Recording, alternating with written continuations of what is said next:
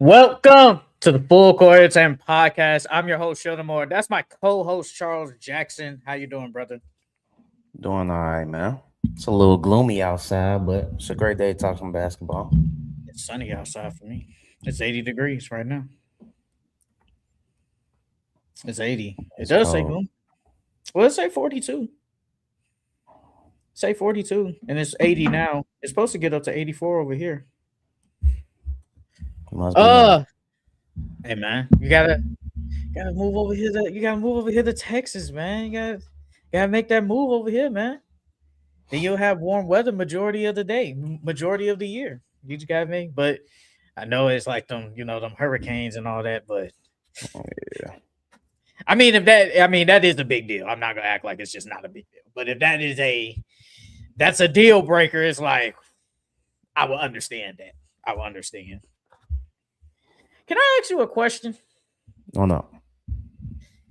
If your wife uses your money to buy you a gift, is it really a gift? Does my wife have a job? Yeah, she works. Oh hell no, ain't no gift then. If she got a job, G, and she using my bread to buy me a gift, no, that's I don't consider that no gift. Now, if Because you she know how didn't have a job, then yes, I would consider it as a gift. because you know how some marriages, and even in some relationships, people use joint accounts and stuff. So Yeah. technically, it's like, depending on how relationships are, I don't know. The guy might work all might be the breadwinner and work, and then the wife, she you know, might not have might not have a high paying job like you, or might not work. But if she use like going to the joint account and you're the breadwinner and she buys you, let's just say a lawnmower or something. You've been wanting to ask for a lawnmower. She uses a lawnmower and surprises you with a gift and uses the money from the joint account. Is that really a gift? Like I said, it all depends on if she got a job or not. If she got a job and she using my bread to buy me a gift, I don't consider that a gift. But if she using her own bread, then yeah. But if she not working and she using my bread, then yeah, I'll still consider it a gift. I still wouldn't consider that shit a gift. It's my money. That ain't no How damn else she gift. gonna buy it? How she gonna buy it? She ain't got no money. Well, I'm not gonna give. Well, I will hope my wife or girlfriend has a job. But I would feel sometimes. I don't know. I'll be like, oh my god, you surprised me with a lot more. Then I go on my bank account and I see $150 from Home Depot. I would be blue. I would be pissed. I would be like, bro, what?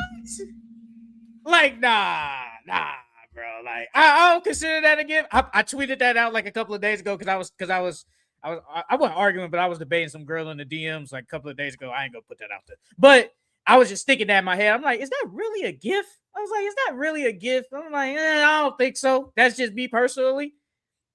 I don't think that's a gift. I ain't gonna lie. Using my bread to buy something for me, nah, nah. But I hope my girl gets a job though. I hope my future girlfriend gets a job, whenever that will be. But let's get started.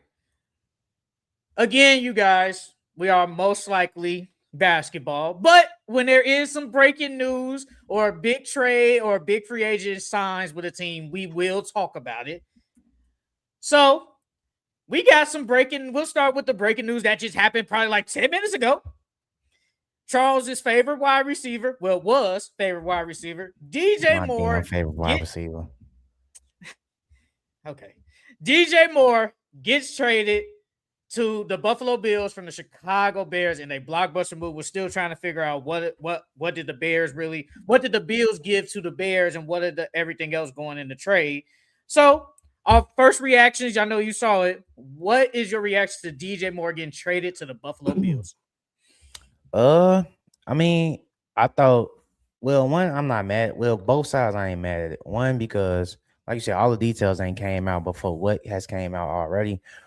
We got a mid pick. I don't know if it's a first round pick. I don't know if it's a second round pick. I don't know what round pick it is, but you said what? I doubt it's first. Highly, highly. But we got a pick back for him. So it's good on the Bill side because Josh Allen finally gets a good receiver. Besides, he had Diggs, but he finally gets a good receiver to help him out. And then for us, we get that pick, we could use that pick to, try to go get Max Crosby or, use those picks that we have to go try to trade for an impact player. But I personally thought that they should have used DJ Moore in that trade to go get Max Crosby, honestly. But who knows what Ryan Poles got up his sleeve. I ain't really mad at the trade, to be honest with you. But I feel like we could have got more, but all the details ain't came out yet. So I don't know what we really got, but I feel like we could have got more.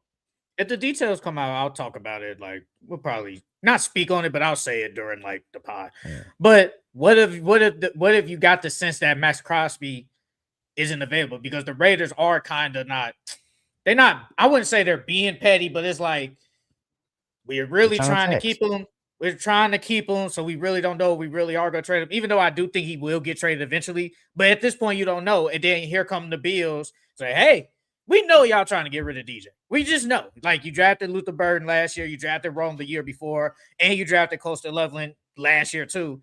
We know you really don't need him, so let's pounce on it. Let's pounce on it. So it's like maybe it was an offer like we just can't wait on Max Crosby because day by day the value goes down, day by day. Mm-hmm. So I feel like that's probably what it was. Like, you had to get probably what was the best for DJ Moore. Like, DJ Moore is older. I think he's on a decent contract because he did sign an extension. I think it was like a year or two ago. So he might, if I remember correctly, he might have 3 or 2 years left on his deal.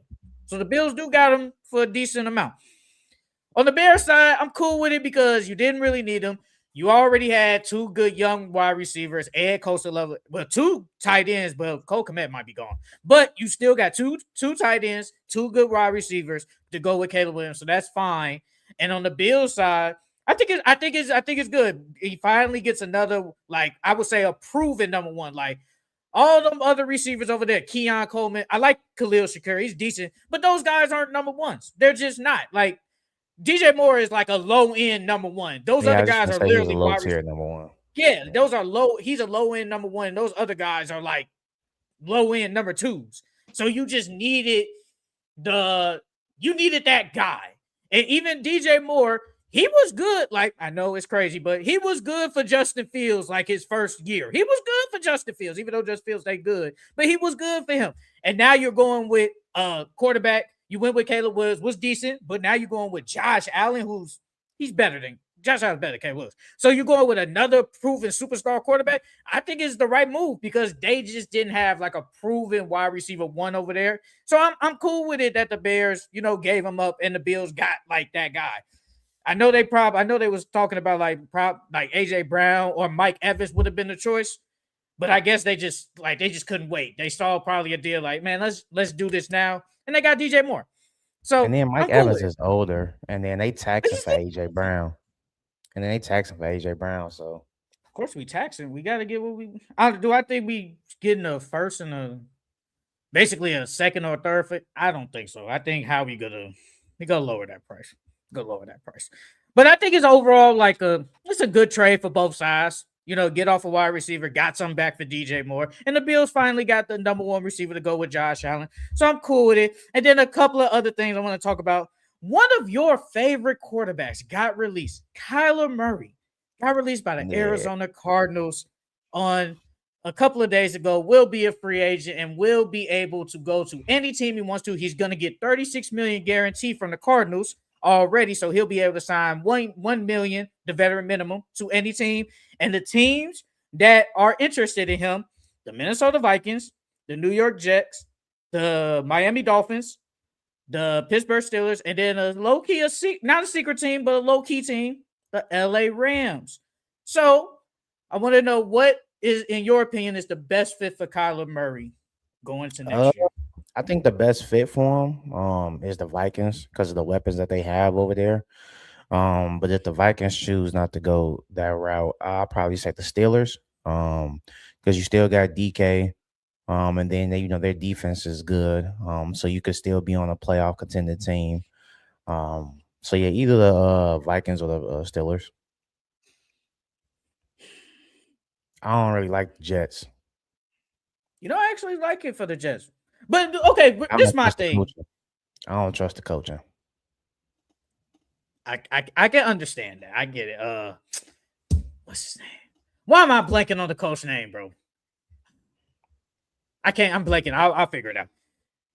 So the Vikings, I actually do think is the best choice. I think pairing him with KOC, with like you say, the weapons, Jordan Mason's over there, Jettas, Addison. Well, they might get rid of Addison. I don't know. Hawkinson, and the defense is still good because you still got Brian Flores as the DC. But the thing is, though, for Kyler Murray, do we want Kyler Murray to have expectations?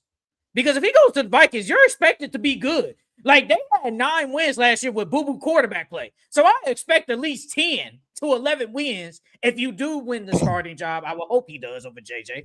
You're expected to win. But if you're with the Jets, I feel like all you got to do is just play good and not be what they was last year. Have like, 3 wins or 4 wins? That's it. So it's like, what are the expectations? If you want to win, Minnesota. If you just want to like go hoop and go play, I would say the Jets. I think he want to win. I think he want to win. Then plus, Kyler's had expectations on him since he came in the league. So, I mean, it wouldn't be nothing new for him if he went to the Vikings. But the thing is, you gotta go like that. The NFC North is low key probably top 3 hardest division. Like, let's be honest, the Bears are good. The Lions, I know they had a down year, are good, still decent. And the Packers, whatever y'all think of the Packers, they're still a good team. And you are expected to play good and probably win. Especially after you guys just let Sam Darnold go, he goes win Super Bowl. Now we coming in here, there's just expectations for him if he leaves. I mean, if he goes there. But if he goes to the Vikings, I would actually love that. And then I think he will. I think they're gonna let him. I think they're gonna do a quarterback battle though. You got to see what JJ got. You do got to see what he got. Side note: if Sam Darnold stayed with the Vikings, do they win the Super Bowl this year?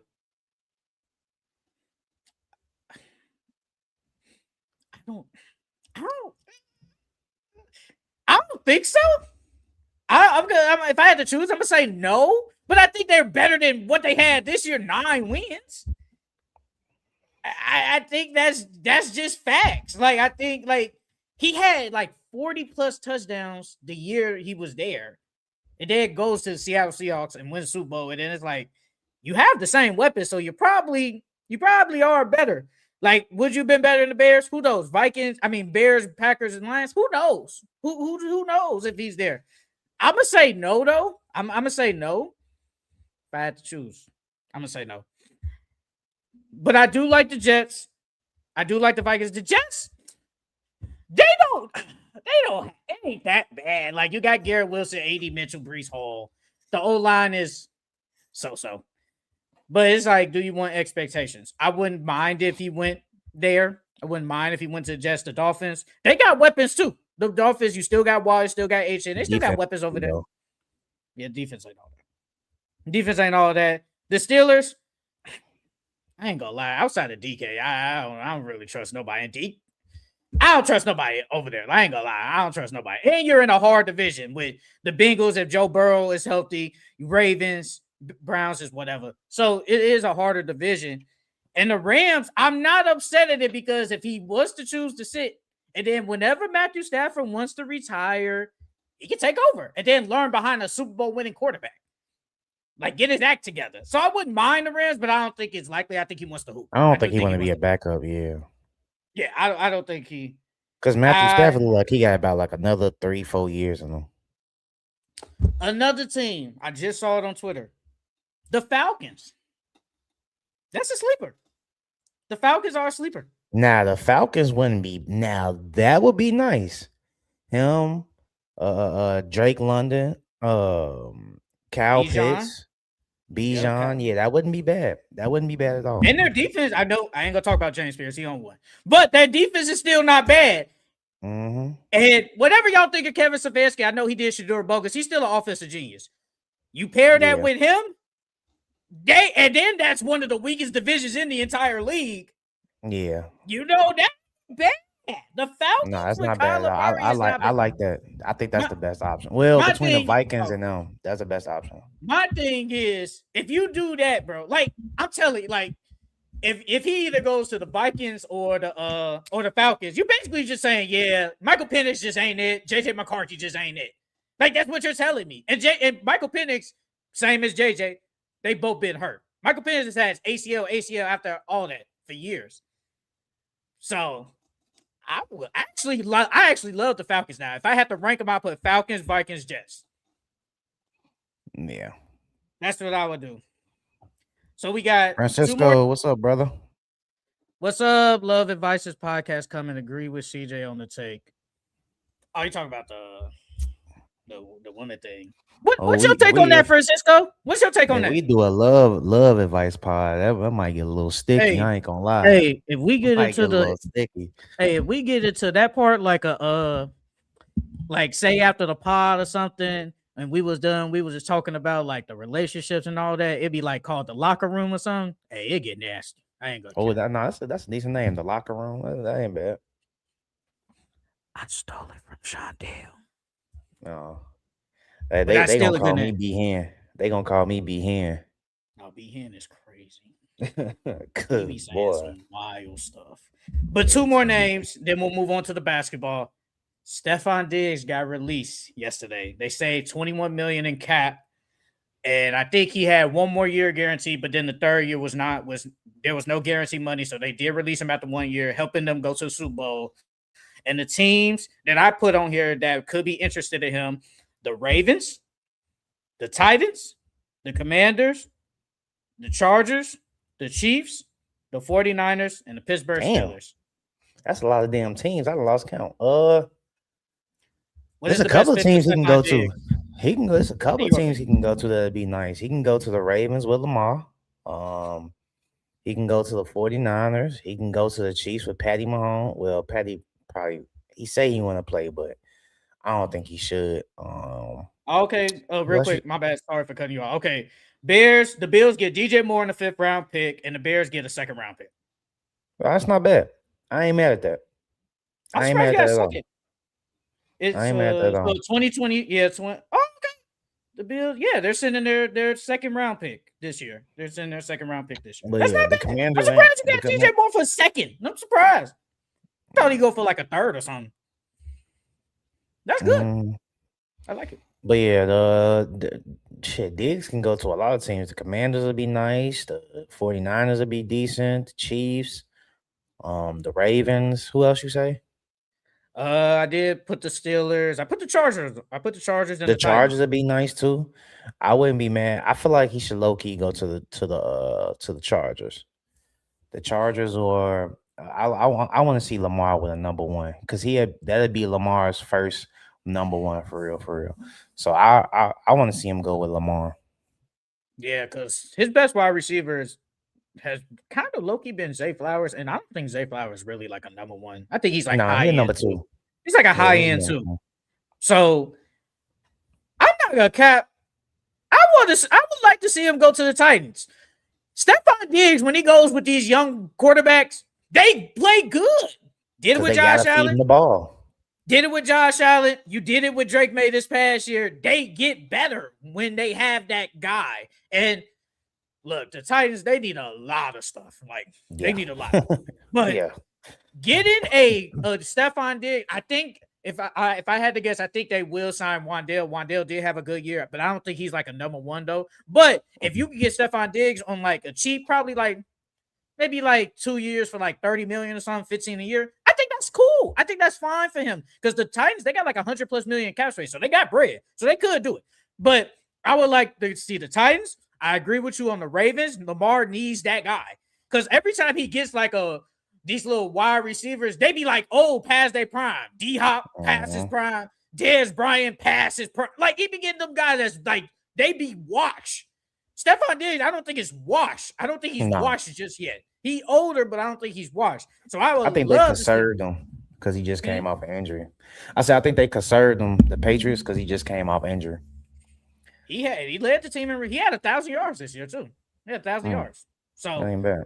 I think going to Lamar would actually be good for him. I love going there with Cam Ward. The Chiefs, I wouldn't be mad at it, but it's like, is Patrick Mahomes going to play?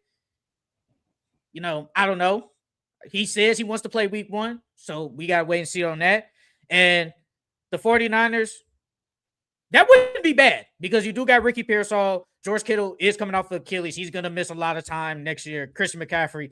And I think Jawan Jennings is he's a free agent. So technically you do need receivers. So that wouldn't be upset to go there with Brock Purdy. We just got to wait and see.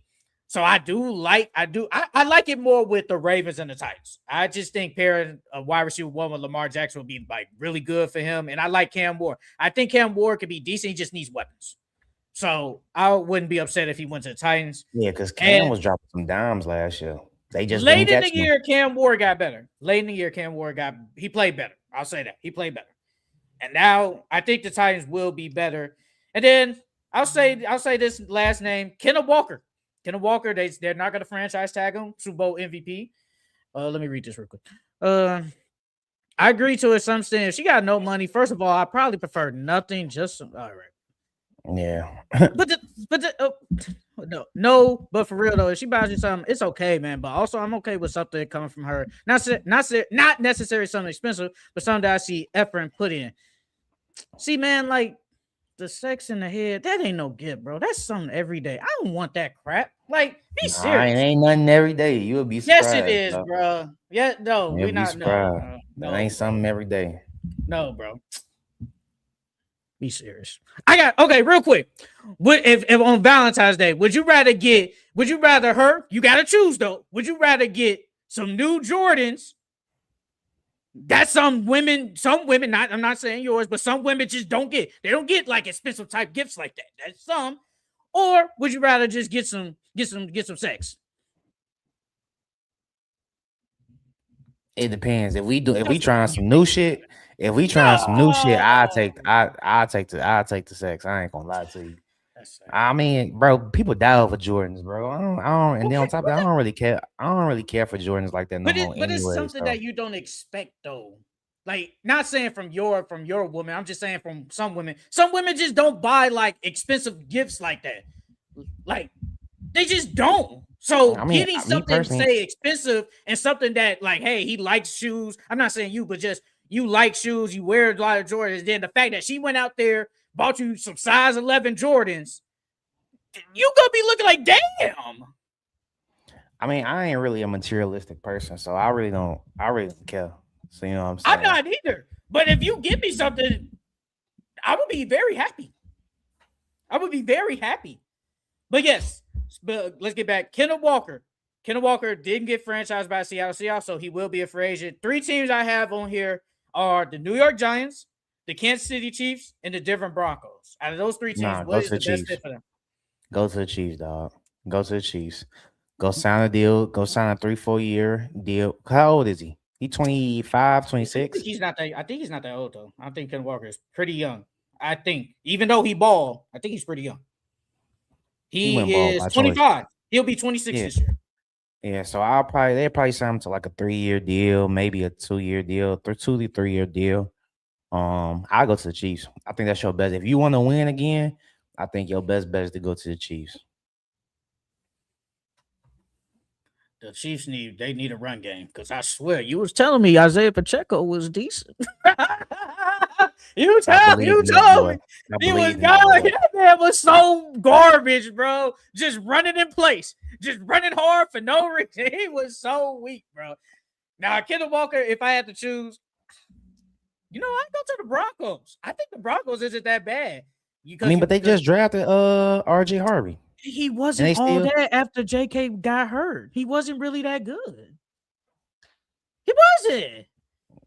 But okay, is RJ Harvey number 1 though? That's why. Let me ask that question. If Kenneth Walker go there? Yes.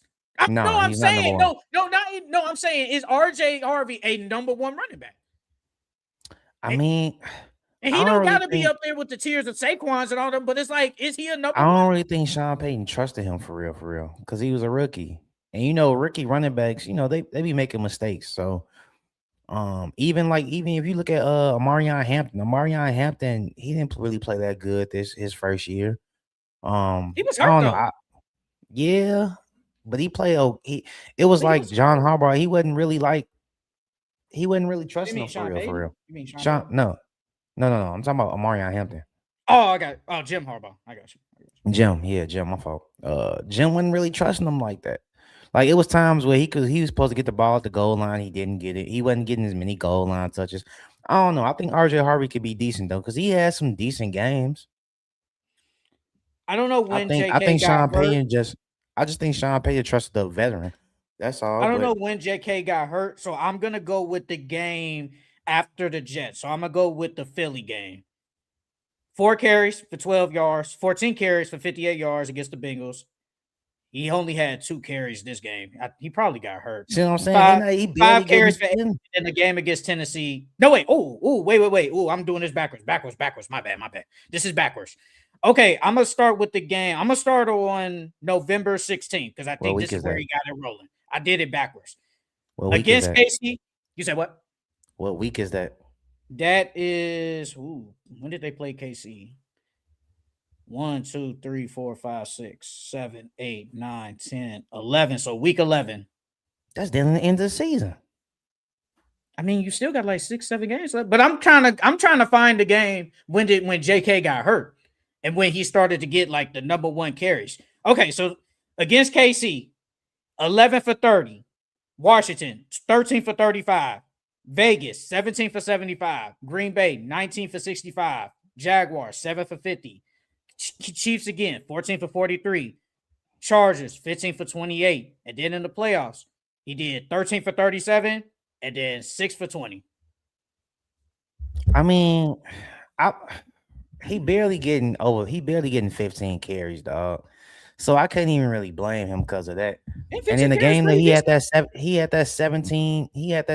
What was the game that he had 17 carries? That was against Raiders. That was 4 yards a carry.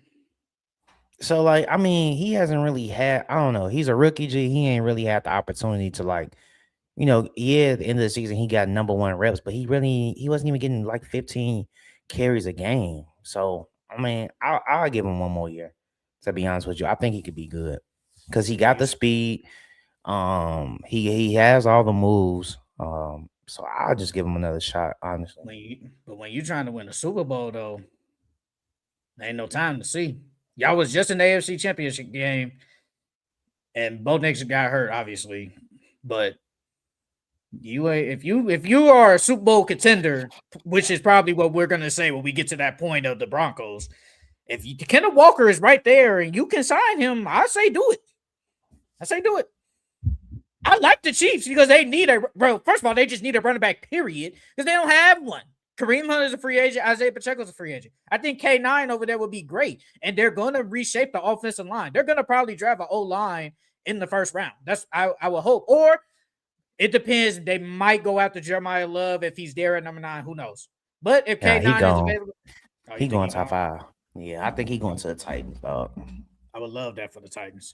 But the Giants, I'm not upset at it because, one, Cam Scottaboo is coming off a major injury. Who knows how he'll be returning? So you could do that. He'll be number 1 too. He'll be number 1 if he goes to Giants.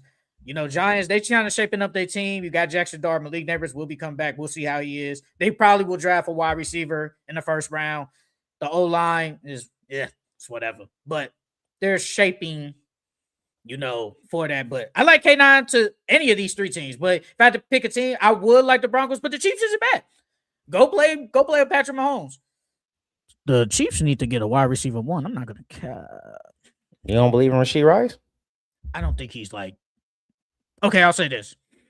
I don't think he's high end 1. I would say low end. Nah, he a low tier. He a low tier 1. He's like a low end. He's like low end, high end 2. Low end 1, high end 2. Yeah, I give him low end 1, but you got Patty Mahomes, and Patty Mahomes make everybody better. So, I mean, I ain't really mad at it. I don't think they really need a wide receiver. I mean, Rashee Rice, Xavier Worthy. Who else was there? Oh, Juju. Juju getting reps in 2026 ain't it? They need a good number 3. For sure. They just need they need 2 good ones. Xavier Worthy dropped off past year was ridiculous. He dropped off bad this past year. He dropped off bad. And Rashee Rice. And the thing with Rashee Rice is I think he's a He got good legal player. trouble coming too. He does. He has all this legal trouble crap. Yeah. So you need like it, bro. I'm telling you, it depends, bro. If somehow, some way, Mekhi Lemon, good receiver, or Cardinal Tate, I doubt that he's there at 9. If he's there at 9, they are getting him. You need to get this. You need to get these receivers from Mahomes. He needs this. And then you don't know if Travis Kelce, who was washed last year, you don't even know if he might come in. He's washed. So they need to get one. And then my bad. Then we'll really go to the basketball. Last thing. The Kansas City Chiefs made a blockbuster trade yesterday. They traded one of the top 10 cornerbacks in the league and Trent McDuffie to the Chiefs for first-round pick. The Chiefs get first-round pick, which is pick 29, a fifth-round pick, a sixth-round pick, and a 2027 third-round pick that's going to the LA Rams. The Rams are suiting up, brother. They just lost, they just lost in the the NFC Championship game. Was close. Cornerbacks has been like their weak point this year. But real quick, what are your thoughts on the LA Rams getting a top 10 cornerback with an already stacked team? I mean, of course, it does nothing but help them. But I'm more so intrigued on what the Chiefs gonna do with that 29 pick. So yeah. I mean, they got a lot. You got 29. They already got their pick. You got a fifth-round pick, a sixth-round pick. So they got some picks that can help reshape the roster to help Patrick Mahomes. So I like that for them. They're gonna make a lot of moves, and they always do this with these cornerbacks of trading them away before they sign because they just can't sign them because they'll mess up their cap and then they won't kind of help Mahomes. But I like it for the Rams. I actually like it for both sides. I think it's a win-win for both sides. So I'm cool with it. All right, that's it for the football. Good football talk, man. We ain't had legit football talk in a minute, so that was good football talk. I know Francisco said. Did he say this? Yeah, he said he said that. No, he said Doja Cat or Dua Lipa. Doja Cat, give me Doja Cat. I ain't gonna lie. Boy. I feel like Doja Cat get nasty. Boy, I like them nasty. Give me Doja Cat. Boy. All right, man. Let's get into our Week 18 NBA Power Rankings. I think you started last week. I think. I'll start this week. At number 10, I got the LA Lakers.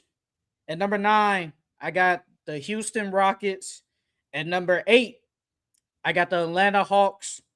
At number 7, I got the Cleveland Cavaliers. At number 6, I got the Detroit Pistons. At number 5, I got Charlotte Hornets. At number 4, I got the Minnesota Timberwolves. At number 3, I got the New York Knicks. At number 2, I got the San Antonio Spurs. And at number 1, I got the OKC Thunder. At 10, I got the Los Angeles Lakers. At 9, I got the Atlanta Hawks. At 8, I got the Boston Celtics. At 7, I got the Cleveland Cavaliers. At 6, I got the Minnesota Timberwolves. At 5, I got my Charlotte Hornets. At 4, I got the Detroit Pistons. At 3, I got the San Antonio Spurs. At 2, I got the New York Knicks. And at 1, I got the OKC Thunder. We're definitely going to get into that OKC Thunder game that happened last night. It's been a lot of talk about Shea foul baiting. But, your Hornets, man. They are for real. They are for real. What do you mean by for real, though? What is for respect, real? Put some respect on my boy's name. If you want to say for real as it's time to respect the Hornets, I agree with you. It is time to respect them as a good team. Yes, they did last night. They blew out. They last 3 games was blowouts. It's an interesting stat. I don't know if you saw it. It's an interesting. Last 4. They've been blowing teams out, dog. Interesting stat though with the Hornets. The Charlotte Hornets have won each of their last 6 games by 15 or more points, which is the largest streak since the 2017-2018 Golden State Warriors. Dog, this is what they're playing defense now. Charles Lee got them. This is the defense that Charles Lee wanted from the get-go. If they would have been playing like this from the get-go, I I don't know if they'd be a top six team, but they would definitely be in that 7-8 range for sure. Francisco, have you really been on with the Hornets? Have you really been with Charles and the Hornets? I'm just asking. I honestly don't know. I really don't know. But they gonna upset someone first round, brother. They either go play Pistons, Boston's, or probably Knicks. If they play Boston, I think they could beat Boston. I ain't gonna lie. I think they could actually beat Boston. If JT comes if back. they play Boston. I mean, but if JT come back, he only gonna be playing 20-some minutes. So yeah, he probably gonna play 20 minutes. Probably gonna be playing 20 minutes. I mean, well, you did say the Pistons. You said they only win one game. I remember you saying that they only win one game. Yeah, they not beating Pistons though, man. They kind of what? They kind of struggling with a Cavs team. I ain't gonna cap. Man, I ain't worried about that. See us in a 7-game series and then say that. I mean, they did beat y'all 2 out of the last like 3 games y'all played. Well, they beat you 1 time, but you went to overtime with no James Harden or no Donovan, and then you lost to James Harden basically with no Jared Allen because he got hurt that game. It don't matter. I'm just saying. I'm just saying, bro. So it's like, hey, they ain't beating us in no 7-game series. What was that quote? I forgot what was the quote the Cavs said. They said that they not better than us. I think that was a quote. If I rephrase, they did say something about like the Pistons. We better than the Pistons. They something like that.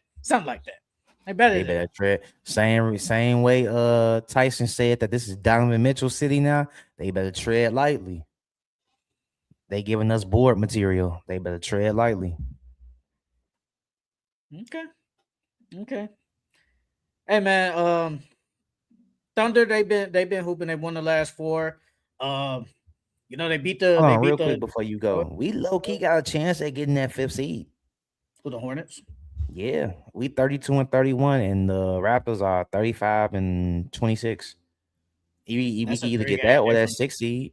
They're 3 games behind the Raptors, and the 76ers are 34-28. So they've been losing a lot. The Sixers been losing a lot lately, so we could potentially jump to that 5-6 seed. Do you think they'll do it though? I'm just asking. Do you think they will do it? Deep down, if you had to right now, do you think they will be in the playoffs? They'll be in the play-in, but will they have a playoff? I think they could probably get to like that 7th seed. I don't know. They can either get to that 6th seed or that 7th seed, but I don't really see it unless like the Sixers just completely fall off. Because unless the Sixers or Raptors completely fall off, I don't see that happening. So, well, Joel Embiid is out for now, and it's shown when he's not there. Man, it makes a big difference, bro. Like it makes a big difference, bro. Because what was that game against Boston? They got blown out, and it's like, bro, like they need him. Like it's just facts. They need him. Like Tyrese Maxey can't just be dropping 30, and then there are games when VJ is really good. There are games when he's really bad. I mean, there's games when he's just good. And then PG comes. I say he's still a rookie, so it's like take that with a grain of salt. Then Paul George comes back in I think 2 weeks. Is it 2 weeks? 2 or 3 weeks? Is it 2 or 3 weeks? He come back. The 25th he comes back. Ooh, 25th. Okay. So it's about 3 weeks. Hawks 5-game winning streak. Give them. Hey, somebody in the comments said, why the Hawks are on the thing, but do they not know it's just a weekly ranking? I guess not. I'm just, reading is a skill. It's a weekly ranking, everybody. Like, that's what the point is. It's a weekly ranking. Like, but the Hawks, I'm interested to see how they play next year, honestly, because with Kuminga, do you let CJ go or do you resign him? Because you could potentially have Dyson at the 1. Who would they put at the 2? Maybe whatever pick they get in the draft. Yeah, whatever pick they get. And then you got Kuminga, Jalen Johnson, and the Congo. Well, are the Hawks going to exercise that option though on Kuminga? That's the question. I would. It is only $20 million. Because on top of that, he's been playing really well with them. Like he showed that I didn't think the fit would be as seamless as it's been, but he's shown that he could fit with them and he could play in that system. So I wouldn't be I wouldn't be mad at our exercise that option. You still got Zachary. He's been bad though. I ain't gonna lie. He's been Yeah, very he can bad. go, bro. He can go. He's He been can bad. go. He's been bad, bro. I ain't He gonna can cap. go. He looks like a role player, bro. He's not a worse first round pick than first overall pick than Anthony Bennett, but They say that he the boy can worst go. since Anthony Bennett. Yeah, for sure. I can agree with that. He's been bad, bro. Like he's been really bad. Because I felt like at the end of last year he played pretty good, and this year he sucks. He sucks. Oh man, hold on. I mean, what's the sophomore regression? So Y'all saw the Sixers versus Spurs. My man Wimby farming plus minus just for having or brother had five shots and still is the most influential player. Brother, he tripping like a motherfucker, man. Like out here, wasn't doing nothing. But it's like, bro, he didn't have to. He no, didn't he do didn't. anything that game. He didn't. Like he didn't do anything. Like I think he only Where ended with like 7 points or something like that. He didn't do where'd you anything. where'd you have the Celtics? Did you have the Celtics on your list? I didn't have the Celtics on here. I think it's Mm. because I think they only played 3 games. I think for me, so it was a combination of the Celtics. Wait, take that back. They played 4 games. They did play 4 games. It was 4 games. You did lose. I think it's them losing to the Hornets.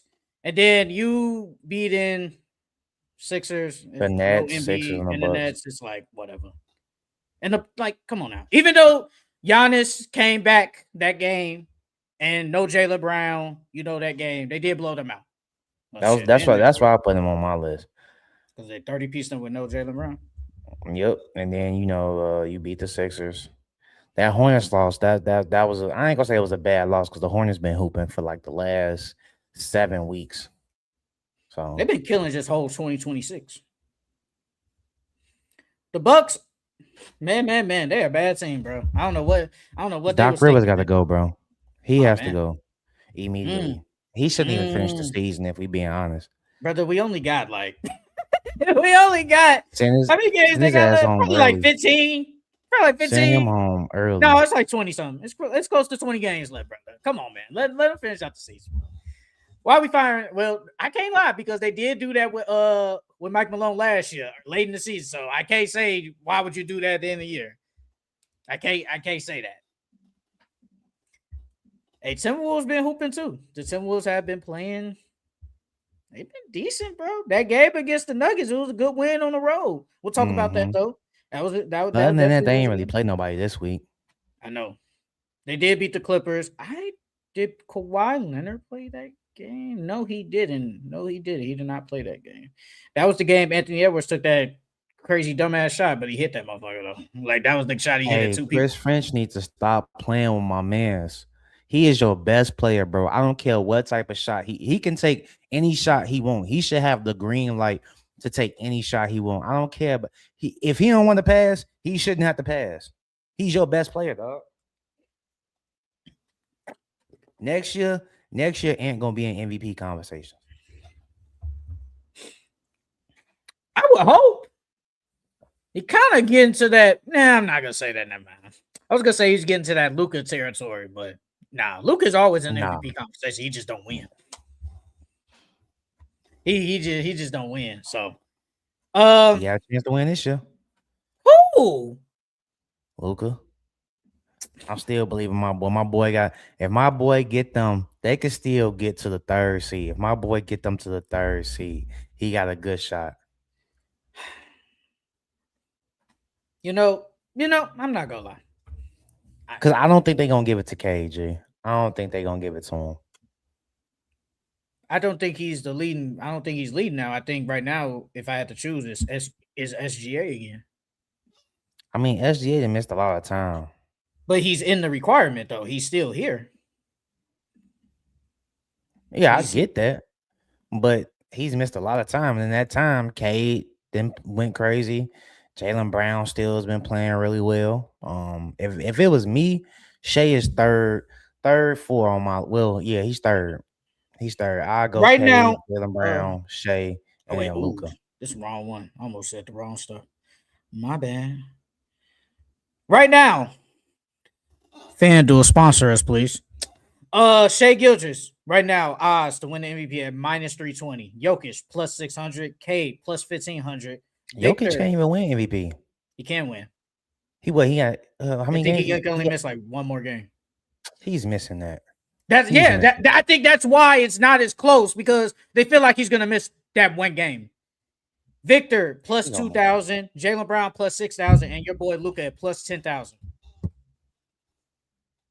How many games has Victor missed? I think Victor can only miss like 4 more games. Ooh. I think. Well, if he don't miss that, he not getting MVP. He ain't giving MVP. He getting Defensive Player of the Year though. If he don't miss them games, he getting Defensive Player of the Year for sure. Brother, you know, hey, you're a rider though. You ride for Luka, and I'm with you on that. I'm with you. Like, hey, if he does win somehow, 21 more games. They got 21 more games. Like Victor can only miss 4. I mean, he ain't missed none yet.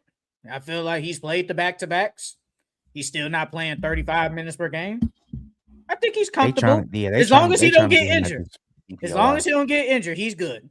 As long as he don't get injured, he's good. Now, Jokic, that's a different story. Because if he does miss one more game, he ain't winning nothing. So, but then all they're going to do is just, like, be honest. Jaylen Brown and Cade Cunningham have a better case than Luka. They just do. No, yeah, they do. That's what I said. I got Cade 1, Jaylen Brown 2, Shea 3, and then Luka 4. Now, Shea over them. I'm not going to count. He's over them. I mean, I can't give him MVP. They've been winning without him. They've been playing good without him. And if you take Shea off that team, which he has been, they've been winning. I gotta look at the record what they've been without Shea. But they've been winning without him. If you take Jaylen Brown off the Celtics, they're not winning at all. I mean, they've won some games without him, but they wouldn't be where they at without him. And then if you take Cade off the Pistons wouldn't be where they're at right now. They're 8-4 in the games he's missed this year. Who Shea? Yeah, they're so they above 500. Brother, you act like they went 20-5 without him. Like, come on, bro. It's only 8 games, bro. It's only 8 games. Let me see what Boston record is without it's only 8 games. Jaylen Brown. It's only 8 games. Like, I would give you if they would like, oh, they went like 30-12 without SGA if there was no like, minimum. I give you that. But it's only 8 games. They only won 8 games. I mean, shit, that's a 12-game sample size right there though. Yeah, and they above 500. They above that team with they have no Shea, no J-Dub. All they got is Chet and a bunch of bench players. And they winning games. Like, and with them having a good record, well, the best record in the NBA, that plays a part. And averaging 30, yes. As long as he keeps averaging 30, doesn't miss a lot, doesn't miss the rest of the games, he's probably gonna win it again. That's it. Like Jokic, yeah, I agree. Jokic just missed time. I said I'm not giving it to Shea this year. People have been playing. I feel like they've been playing better. I feel like Cade and Jaylen Brown been playing better than him too. You can argue it. You can argue it. You could definitely argue it. The Knicks have played. The Knicks have played decent. I know they lost last night. They did beat the Raptors. They did beat the Spurs on Sunday. We will talk about that game too. The Spurs and the Raptors. Those were 2 good wins for them. Those 2 really good wins for them. That's very 2 good wins. It was and then you did lose to OKC. They no harm in losing to them. The Bucks is or whatever. That's a free W coupon. You're supposed to blow them out. But those were 2 good wins, and I felt like they deserve to be at least top 3. The Knicks have been looking low-key better recently. They've been looking like a better team. Yeah, I still need Cat to get more involved though. I don't know what He's been more involved recently though. Yeah, but I don't know what it is with Cat. This man is always fouling up, bro. Stop touching people. You can't play defense without. I mean, yeah, you gotta use your hands on defense, but dog, it feel like Cat fouling out them in every other game. but he's always been bad at the fouls. It's always been like Terrible, that. dog. Terrible. Because he was having He, a good game yesterday. 17 and 17. Then you fouled out. If you ain't fouled out, y'all this was probably would have late won. too. This was late too. Like he didn't have like no fouls like in the first half, so he got all the fouls like damn near in the second half. It's like, what are you doing? What are you doing? Like, come on, brother. Like we Wait, got where'd you some have the more money. Hornets? I had Where'd the you have the Hornets at Hornets? five, At man. five, They're okay. hooping. 5. They're hooping. I had the Pistons at 6. Pistons at 6. I ain't mad at that. I ain't mad at that. They ain't really played nobody this week. Played the Cavs and the Magic. So I ain't really mad at that. And I put the Lakers at number 10. It's like I gotta put somebody at 10, you know. They beat And the the teams Lakers they're deserved supposed it. to. They beat the team they supposed to beat. I don't think they should have lost that Suns game though. Oh no, they shouldn't have lost that game. But you beat the Warriors, you beat the Pelicans, and then you beat the Kings. Kings. 3 week teams in a row. 3 free W coupons. So I give them that. If you don't have anything else for the power rankings, let's move on to our players of the weeks and the months. Let's start with the players of the months of February. Start with the Western Conference. Who do you have as your player of the month for the Western Conference? For the Western Conference, well, first my honorable mention is Luka Doncic. You know, for the month of February, my boy averaged 33, 9 and 9 with a steal, shooting 48 from the field, 38 from three, 79 from the free throw. But for the month of February, I'm gonna give it to Wemby. Wemby averaged 26, 13 rebounds, 4 assists, 1 steal, 4 blocks, 50 from the field, 35 from three, and 82 from the free throw line. So yeah, I gotta give it to my boy Wemby. And on top of that, the Spurs did not lose a game in February. Black So History Month. Wemby definitely deserves player of the month of February. Black History Month, man. For the culture. Mm-hmm. Honorable mentions for the West. I got Nikola Jokic, 25, 14, and 9. I got Anthony Edwards, 35 and 3. I'm gonna give it to Kevin Durant, though. Kevin Durant averaged 26, 5 and 4, 50 from the field, 37 from 3. Rockets been low-key playing better. And KD, the past couple of like this whole month of February, I thought he's been playing really freaking good, bro. And I felt like someone else deserves a look. I think I haven't had Kevin Durant, but I thought he deserved it. He's been really good, especially the past like week or so for the Rockets. He been hooping. He looks like a prime Kevin Durant, man. Playing real good hoops. I had to give it to Kevin Durant. Kevin Durant is my Western Conference Player of the Month. KD hoops, man. And KD did get 32,000 points. Good for him. Good for Kevin Durant. Now for the Eastern Conference. Who do you have as your Player of the Month for the Eastern Conference? Honorable mention, Jalen Johnson. Jalen Johnson for the month of February, 25, 12, and 9 with a steal, 45 from the field, 31 from three, 82 from the free throw. But I'm giving my player of the month to Cade Cunningham. My boy averaged 25, 10, and 10. With about a steal and 45 from the field. He shot 30 from three, which is not that good at all. But and then he shot 80 from the free throw line. Honorable mentions, I got Tyrese Maxey, 28, he 4 was and 6. I got Jalen Brunson, 23, 4 and 6. Jalen Brown, 27, 8 and 5. But is it a problem giving it to Cade Cunningham's teammate, Jalen Durant, 20 and 11, 60 from the field? Hey, J-Dub. Not J, I said J-Dub. Jalen Durant. What you be saying he played like? Dwight Howard. Ain't Look a like little a mini Dwight.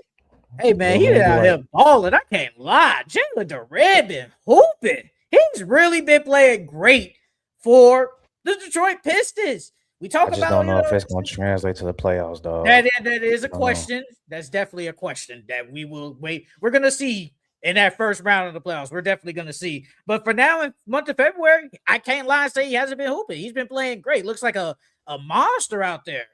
Like I said, 21, 11, 60 from the field. Like you barely miss your shots. You out there being Mhm. very, very efficient. So I got to give it to Jalen Durant. He been hooping with Cade Cunningham. I had no problem because, like you said, he been out there hooping. Shit, could get player of the month, low key. Pistons boys been hooping, man. Hey, we gonna see tonight though when they play against the Spurs. We gonna see tonight. BTA. Oh, BTA is crazy. BTA. BTA is crazy. Detroit basketball, baby. They finna get BTA. BTA is crazy. No, I don't know about BTA. Now for the players of the weeks, who do you have as your Western Conference Player of the Week? For the West, honorable mention Jamal Murray. For the last week, my boy averaged 36, 5 and 6 with a steal, 50 from the field, 53 from the three, and then 82 from the free throw line. But I gotta give it to my boy Luka. My boy Luka averaged 37 and 8 with a steal, with a block, shooting 53 from the field, 44 from three, and 82 from the free throw line. And then this week the Lakers went, I think 3-1. Yeah, I think they went 3-1 this week. Yeah. So I'm giving it to my boy Luka. The MVP, huh? Mm-hmm. You gotta get that scoring title, though. I give you that. For the West, only had two. Kevin Durant, 34, 7 and 4, 54 from the field, 29 from the 3-point line. But give it to Shai Gilgeous-Alexander, 37 and 3, 50 from the field. I know 3-point looks bad. But I thought he'd been hooping. I thought, since he came back on that injury, because at that time last week we didn't know when he was coming back. We didn't know. So, but since he's come back, he's been hooping. 30, been averaging 37 and only 3. But they've been winning. Obviously, they didn't lose. Yeah, they haven't lost a game since he's been back. He did miss a game. That was against the Bulls. Obviously, rest against the Bulls. But he's been playing great basketball. As always, one of the best scorers ever. This is one of the best scoring seasons we've seen from a guard in a minute, and he's been hooping. So I give it to Shai Gilgeous-Alexander as the Western Conference Player of the Week. And finally, our Eastern Conference Player of the Week. Who do you have? Honorable mention. You got Jaylen Brown, 25, 9 and 8, with a steal, 52 from the field, 50 from three, 78 from the free throw, and then Bam, 25, 11 and 3, with 3 steals, which is crazy. 49 from the field and 40 from three. But I'm giving it to Jalen Duran. This week, Jalen Duran, 24, 13, 2 assists with a steal and 2 blocks, shooting 60 from the field and 71 from the free throw line. So yeah, I'm giving it to my boy Jalen Duran. I agree. I'm with you. Jalen Duran, Eastern Conference Player of the Week, 24, 13, 60 from the field. It's like, what more can I say? Been hooping, been dominant for the Detroit Pistons. Looks like a monster out there. He just been amazing for the Pistons, and that's why they're good. I know they lost that game against the Cavs, but that's whatever. But just overall, individual-wise, he's been hooping. So Jalen Duran as the Eastern Conference Player of the Week. Let's read these before we get into our takeaways. Francisco, I have seen Bismack Biyombo get some minutes lately, and I'm crying seeing him, man. Brother can barely run. He runs like his tits are too heavy to carry around. Not his tits. Isn't he on the Spurs?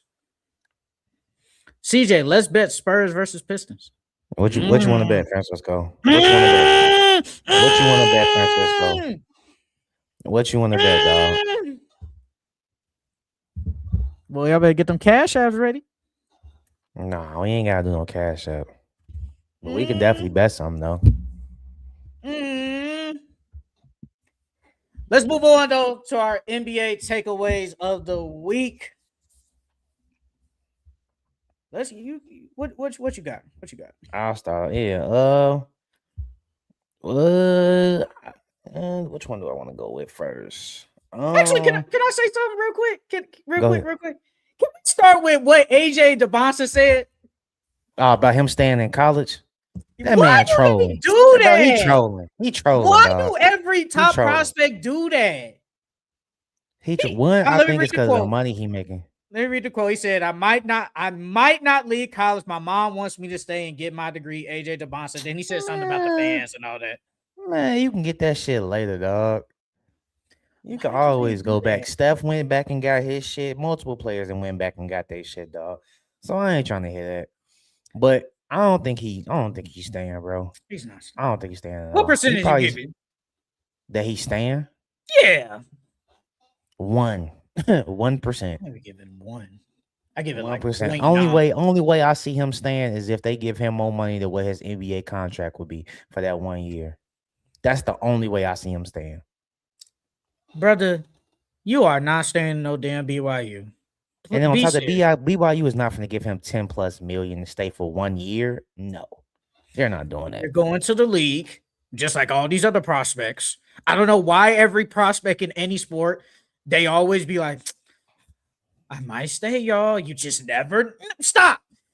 Stop it. You're gonna go, because you're gonna be a top pick. You're gonna be a franchise cornerstone, franchise alternate change player. You're gonna go to the NBA, brother. I don't know why you even said that.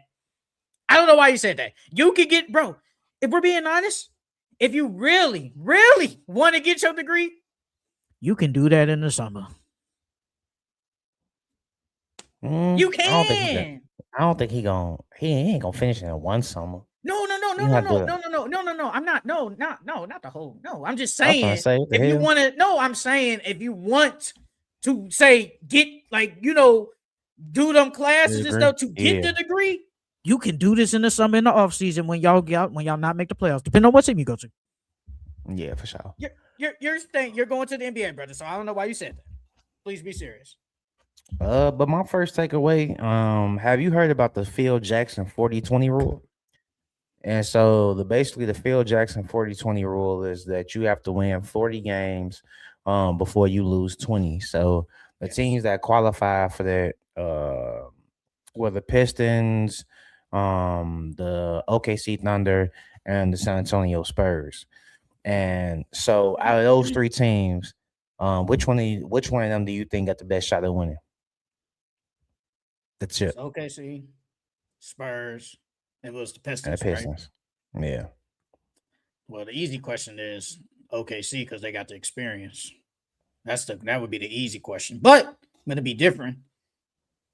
I'm going to say the Spurs because they have the more offensive weapons than say the Pistons. And they have I'm not saying Cade ain't a franchise alternate player. I'm not saying that. But Wembanyama is franchise alternate. And then my thing is, when Victor is Victor is already playing damn near really good at limited minutes. When he has to play 35 minutes in the playoffs and close to 40, he's gonna be like damn near unstoppable.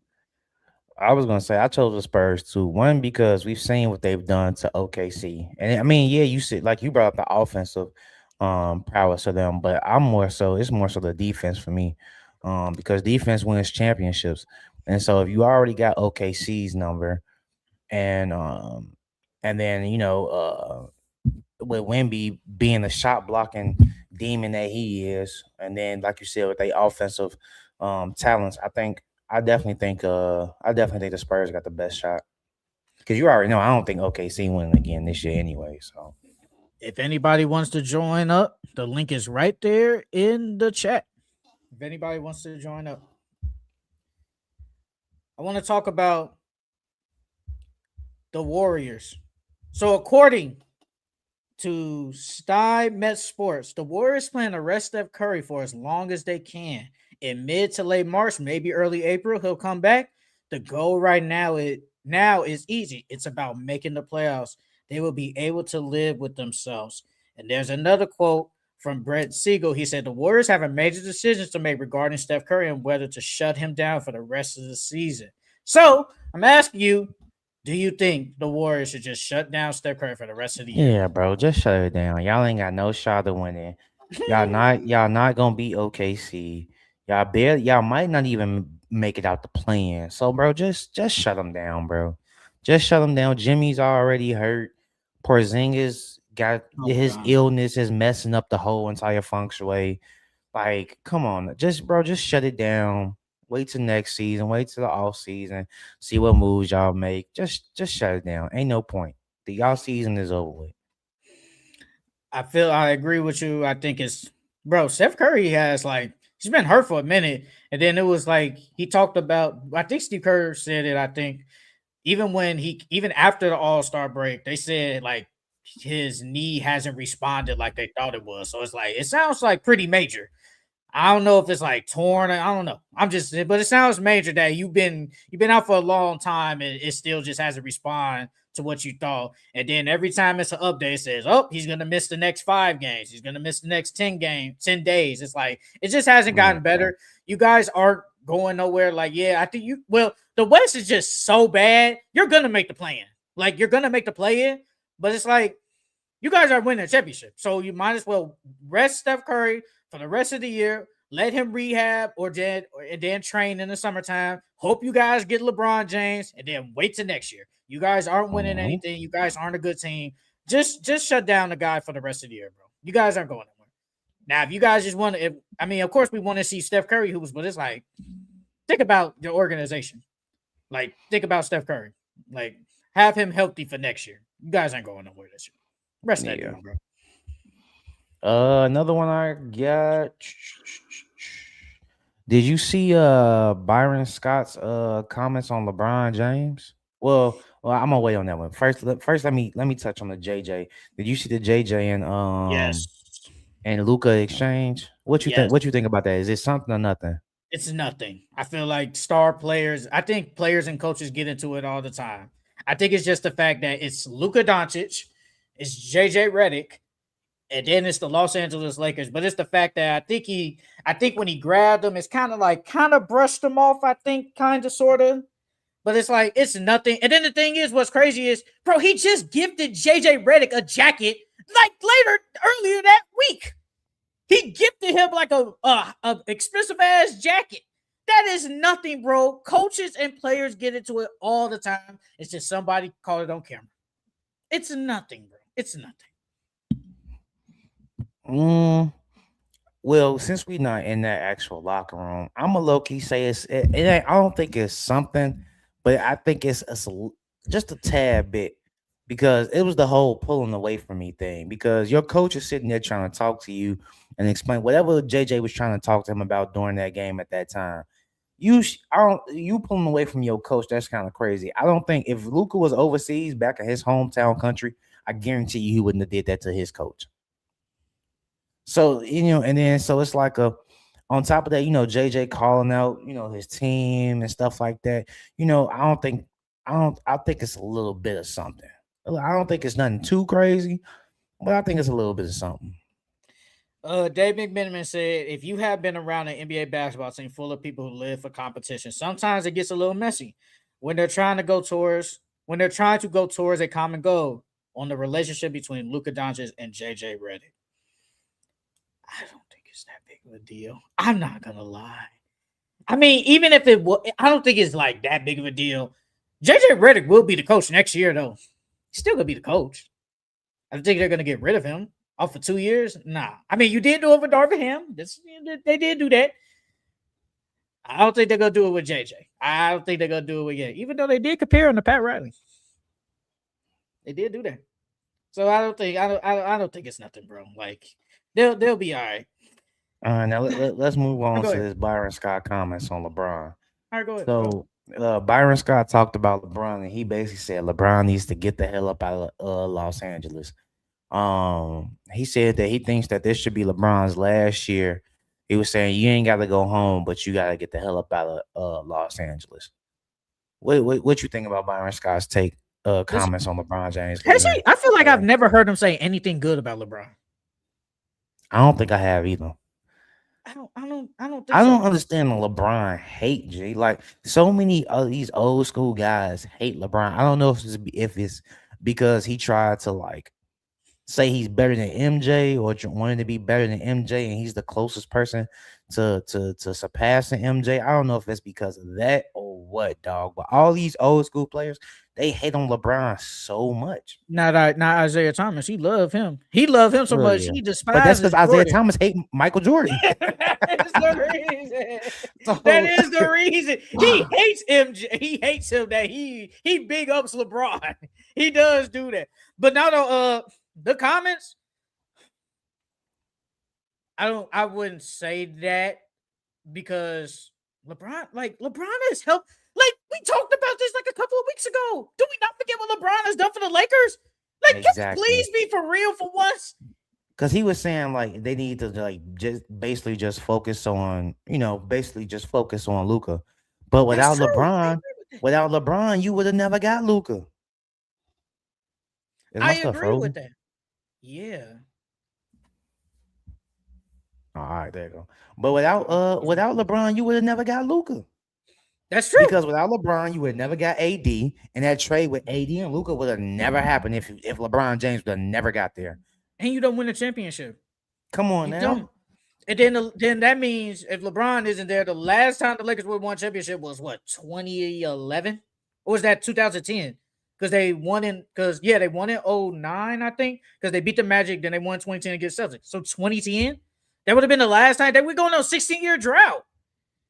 Like, come on, man. Be for real. Like, bro, I understand. Like, I don't know because like LeBron, because I feel like it's like the Kobe thing. Because I think people be like, oh, he tried to come in here and replace Kobe. I don't think that was the case. I just think he wanted to go to LA for like other reasons, but to actually hoop for the Lakers. And y'all hate it. Y'all hate it.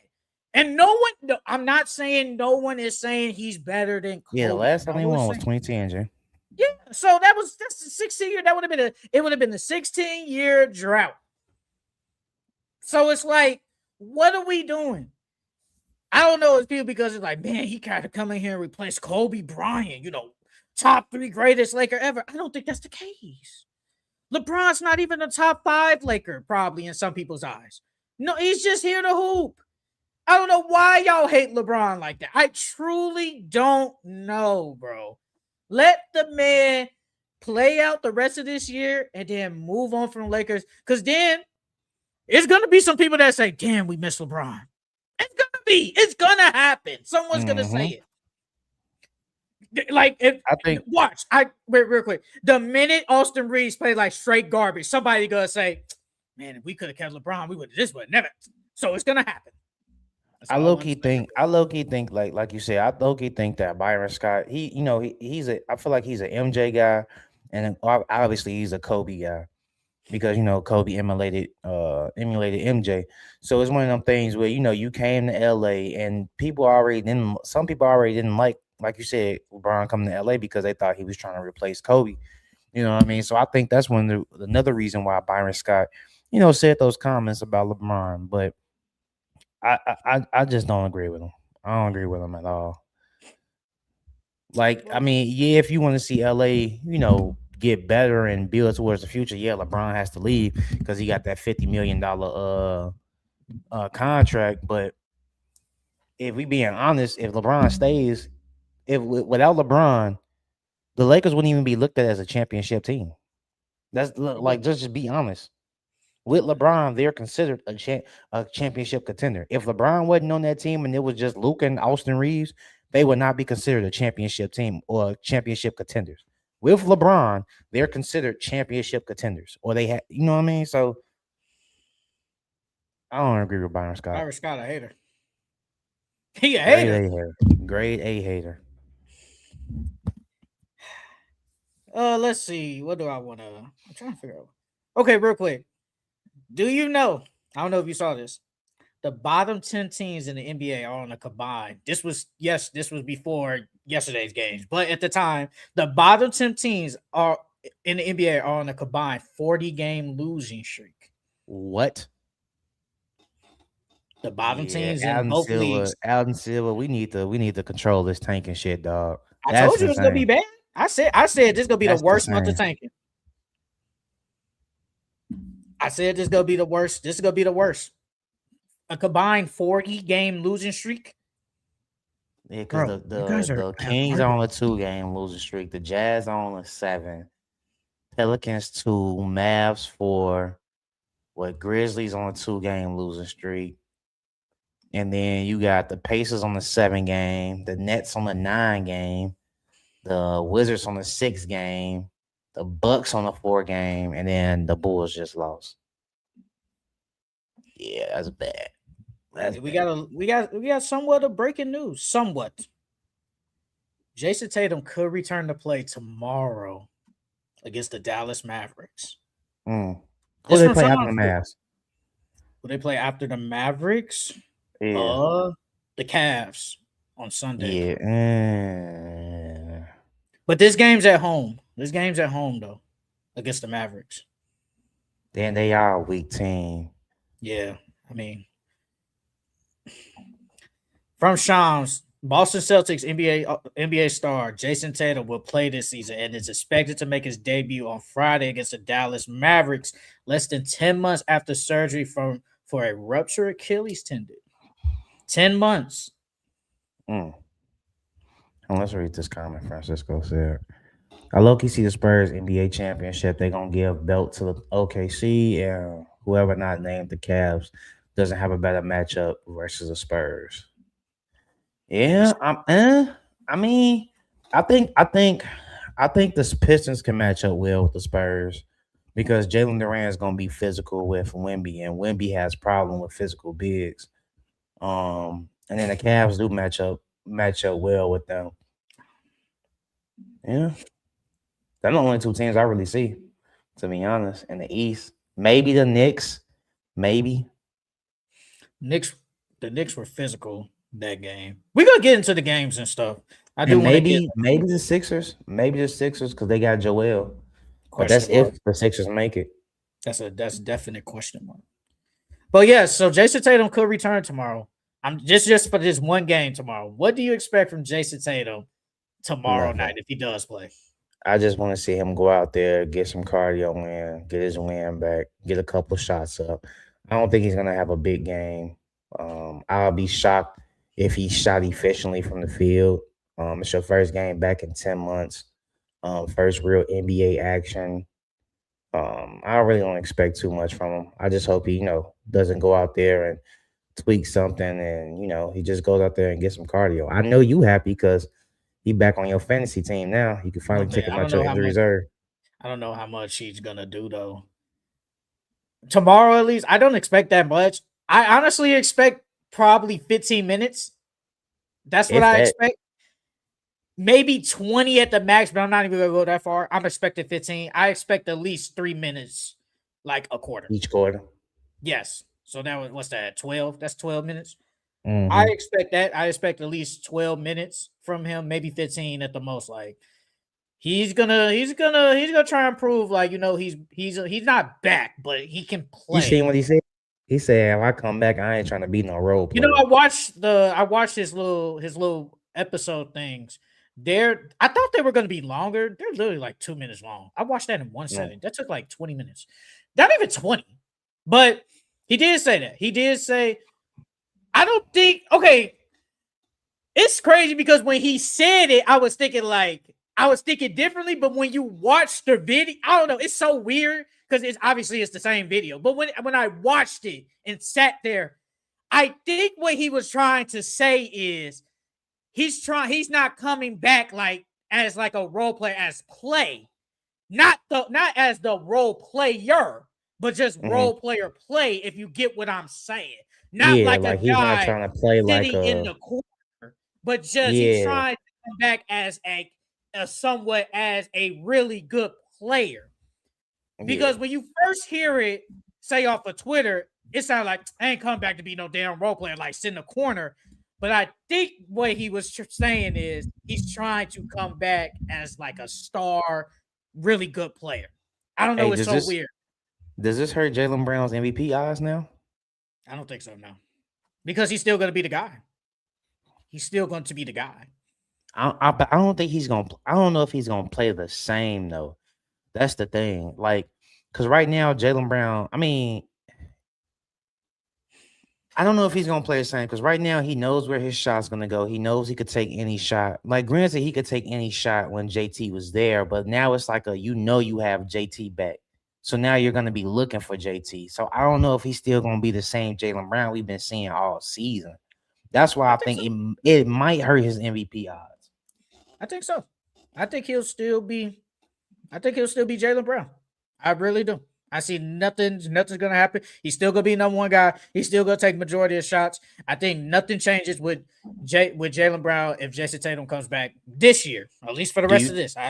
We'll go ahead. Do you think JT defers to him now?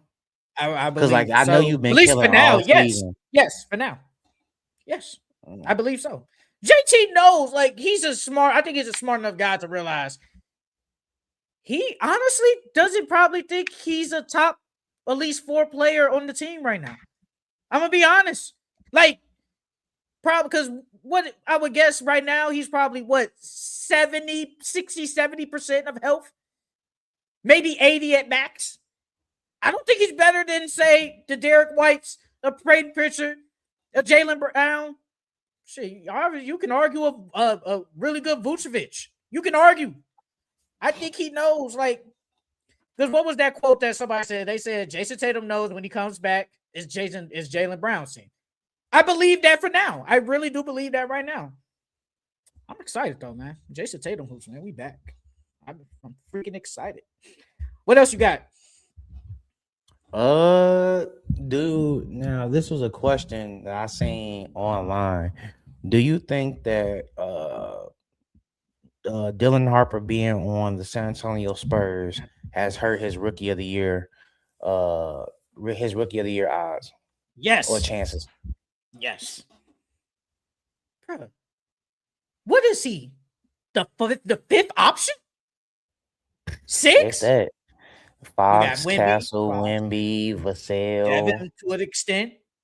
Yeah, maybe fifth, sixth. Yeah. You can argue Keldon been better than him. So Keldon right there. Yeah, he like fifth, sixth option. Yeah. Yes. Yeah. You talk about what Chandler Parsons said? Mm-hmm. Yeah, he said if he was on the Mavs or Charlotte, he'd probably be averaging the same exact numbers as Cooper and if not better. I think he actually might be right though. Well, maybe not the Hornets. I don't know about that one. Well, I don't know. I think he was just saying like team, like weak team. Well, Charlotte isn't a weak team now, but like I just bottom tier teams. Because if he was on say if he was on like the Nets or some shit like that, oh my God, he'd be killing. Just how we thought Ace Bailey was going to average 20 this year, Dylan Harper probably would have been around that 15, 16, 17 points per game. On the Nets. Yeah, on the Nets, yeah. Oh, yeah, man, he'd be hooping on the Nets. Because there have been games on the Spurs, he looks like really good. Like he looks really good. It's just, he's just not the guy right now. And there's so many players ahead of him. So if he was on the Nets, he'd be hooping. I just hope they don't turn him into no role player, dog. That's the only thing. Because he's definitely a starter in this league for sure. If he was on the Mavericks right now, like all injuries, all that, he'd probably be average like 20 low key. Like I'm not gonna. Yeah. He probably average 20. Yeah. He'd be hooping. Like so, yes, I agree. Look at all the players ahead of him. Yes, I agree from once with Chandler Parsons. Chandler Parsons be saying some crazy stuff. So I agree. You know what? I guess let's get it out the way real quick. We saw it. Luke Kornet asking the Hawks to cancel the Magic City night on Atlanta. I'll read the quote. Read the quote, then you can say what you got to say. The NBA should desire to protect and esteem women, many of whom work diligently every day to make their best basketball league in the world. We should promote an atmosphere that is protective and respectful of the daughters, wives, sisters, mothers, and partners that we know and love. Allowing this night to go forward without protest would reflect poorly on us as an NBA community, specifically in being conflict in the potential obligation and mistreatment of women in our society. So I know you saw it. What's your thoughts on what Luke Kornet said about Magic City? I agree with him as far as, protecting our women and stuff like that. But Luke Kornet, ain't nothing wrong with a little ass shaking, dog. Ain't nothing wrong with it, dog. They got to make their living too. You know what I'm saying? It's a part of entertainment. They're dancers. They're exotic dancers. Okay, there's nothing wrong with them shaking a little ass to get some money and pay. Some of the doctors, some of the nurses was at Magic City stripping so they could pay their college tuition. So what about those girls? If they didn't go strip at Magic City, they wouldn't have paid for their schooling. There's lawyers, there's doctors, there's nurses, there's all different types of professions that went to Magic City or strip clubs in order to pay their college degrees off, college tuitions off, to pay their bills so they can keep their lights on and things of that nature. So, ain't nothing wrong with a little ass shaking, but I do agree that we do need to protect our women because there's some creeps out here. There's a lot of creeps out here. There's a lot of bad guys out here. So I do agree with him on that, but ain't nothing wrong with a little ass shaking, dog. I think he was talking about the NBA promoting it. I think that's what his big deal is. Because the Hawks are promoting it, and obviously the Hawks are the NBA. Right. So I think that's his problem. So when it comes to, okay, me personally, I understand what he's saying because technically the NBA, it's like a child's game. It's a child's game. And technically you are promoting Magic City, which everyone knows is a strip club. Like That's everybody the biggest knows it. attraction in Atlanta, though. I know everybody has said when you hear Atlanta, first thing you think of Magic City. So I agree with him on that. But do I think it's as big as his deal as you making it? Not really. Because me No, some of personally, them women do be getting pimped out though, bro. Some of them women do. no, but I mean, it's not the Magic City. It's not okay. It's not that. It's just the NBA promoting it. Me personally, the NBA promoting it. It's like I understand that, but it's like it's not like they bringing out the strippers at the game. They're not doing that. They're just promoting a hoodie, Magic City night. Like that's all they're doing. But there's not now. If they was bringing out the strippers, okay, that's a different story. Then I'm with you because that would have been crazy. You don't have to just go to Magic City for the strippers. You can go to Magic City sells food. You can DoorDash food from Magic City. You know what I mean? So, and they have good food. I haven't been to Atlanta, but the people that I know that have been to Atlanta and been to Magic City, they said the food is great. So it's like, and then they have game nights there. Magic City does other things than just promote stripping. You know what I mean? So, but when you hear it, that's the first thing you think of, though. No, for sure. I mean, I ain't mad at them. I don't think it's a problem with the NBA promoting it. But I do agree that we do need to protect our women and our kids for sure. I do agree with that though. Because it depends. I don't know, and I'm not going at nobody who got a kid and how you parent your kid. But the fact is, if you take your child to that game, and they're gonna show on the big board, hey, we're in Magic City night on March, whatever. Your kid, depending on how old they are gonna ask, Daddy, Mommy, what's Magic City? You're gonna you might sneak your way past it or say some clean words, but you're gonna have to explain like what that is. You are gonna have to kind of say what that is. Entertainment. And I think that's what he's saying. You guys are kind of promoted like the strip club. You are for a child's type game. That's what you are kind of doing. So I kind of get with him on that. I just don't really care enough. It's like, bro, it's not like they doing nothing like overly crazy, but I get what he's saying, though. I do get what he's saying. It's kind of like if you're, it's kind of like a high school with Chicago public schools, and they bring in, say, one of the best dancers or something. Oh. Yeah, I guess you could bring in one of the rappers. And it's like you kind of know what they are, but it's like it's not like it's just say burn. I ain't gonna take that back. It's not like what's the school name that I could say? Curie, CVS. Yeah, like CVS or something. It's the whole Chicago public schools promoting this rapper, and we know why you brought him. That would be kind of crazy. So I kind of understand where you're coming from real quick. All right, what else you got? Well, we can talk about some of the games, some of the big games that happened. Yeah, I was gonna talk about Luke Dort and Jokic getting into it. I'm not gonna lie. I've seen because they trying to call Luke Dort a dirty player. And so I seen like a compilation of all like the so-called dirty plays he didn't had. I'm not gonna lie, I low-key think Luke Dort, I ain't gonna say he a dirty player, but he on that line. He's on that line for sure. Because he damn near took Jokic's knee out. He could have hurt Jokic's knee really, really bad, dog. Because Jokic didn't even see. Well, he saw him, but like he stepped in front of him at the last minute and he clipped his knee, G. And so when Jokic got up and he grabbed the back of his head, I thought Jokic was finna steal off him, bro. I ain't gonna lie. Because he could have really got hurt. No facts. Luke Dort dirty, bro. Luke Dort is dirty. Bro, the compilation is crazy. Bro, the John Morant one is the craziest video, bro. John Morant is dunking. Usually when people dunk, you kind of step back. No, he went Yeah, through. for sure. It's like, why? Why are you doing that? Bro, John Morant, low-key, when you look at that video again, I'm surprised he didn't break nothing. I'm really shocked he didn't break like his wrist or anything. I think he hurt his back, and I think that was like game 3 or 4, whatever game it was. And I don't think he played the rest of that series, but they got swept. I'm surprised he didn't break nothing. But Luke Dort's dirty. Bro, clearly tripped him. Clearly. Like, we see it. You clearly tripped.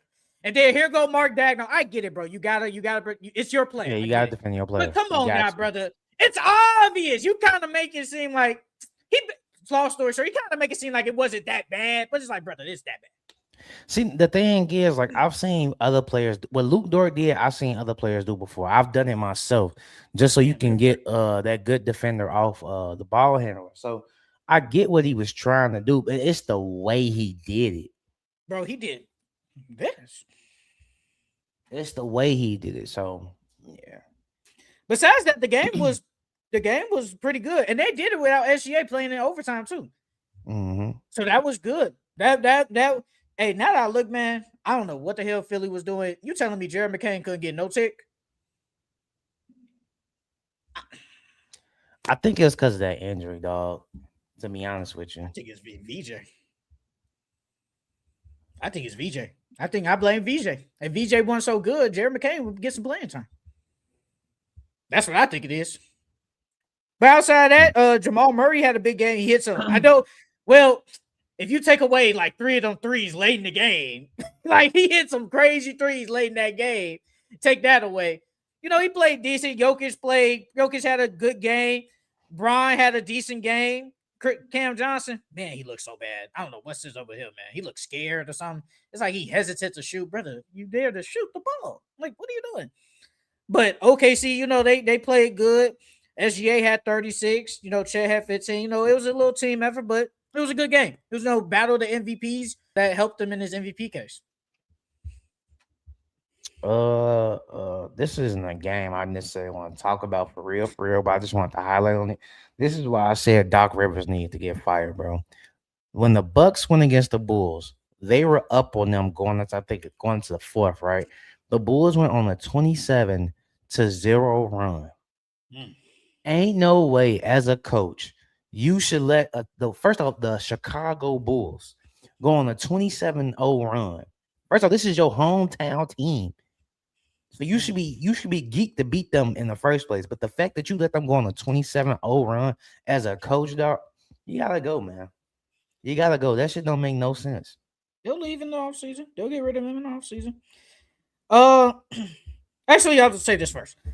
Did you see Rich Paul and Max Kellerman? They disagreed on how Michael Jordan would do in the modern era. Max Kellerman, no, I didn't see MJ will average a 40-point triple-double today. Rich Paul, these kids today, Max Kellerman said that. He said Rich Paul 40-point triple-double? That's exactly what he said. Verbatim. Rich Paul said, these kids today, they not bowing down to nobody. They not just gonna sit around and let you shoot every shot. I think that's facts. They not just gonna let MJ just go crazy. I don't think MJ's averaging no 40-point triple-double, dog. And then you gotta think about it. The kids now are just as athletic as Michael Jordan was.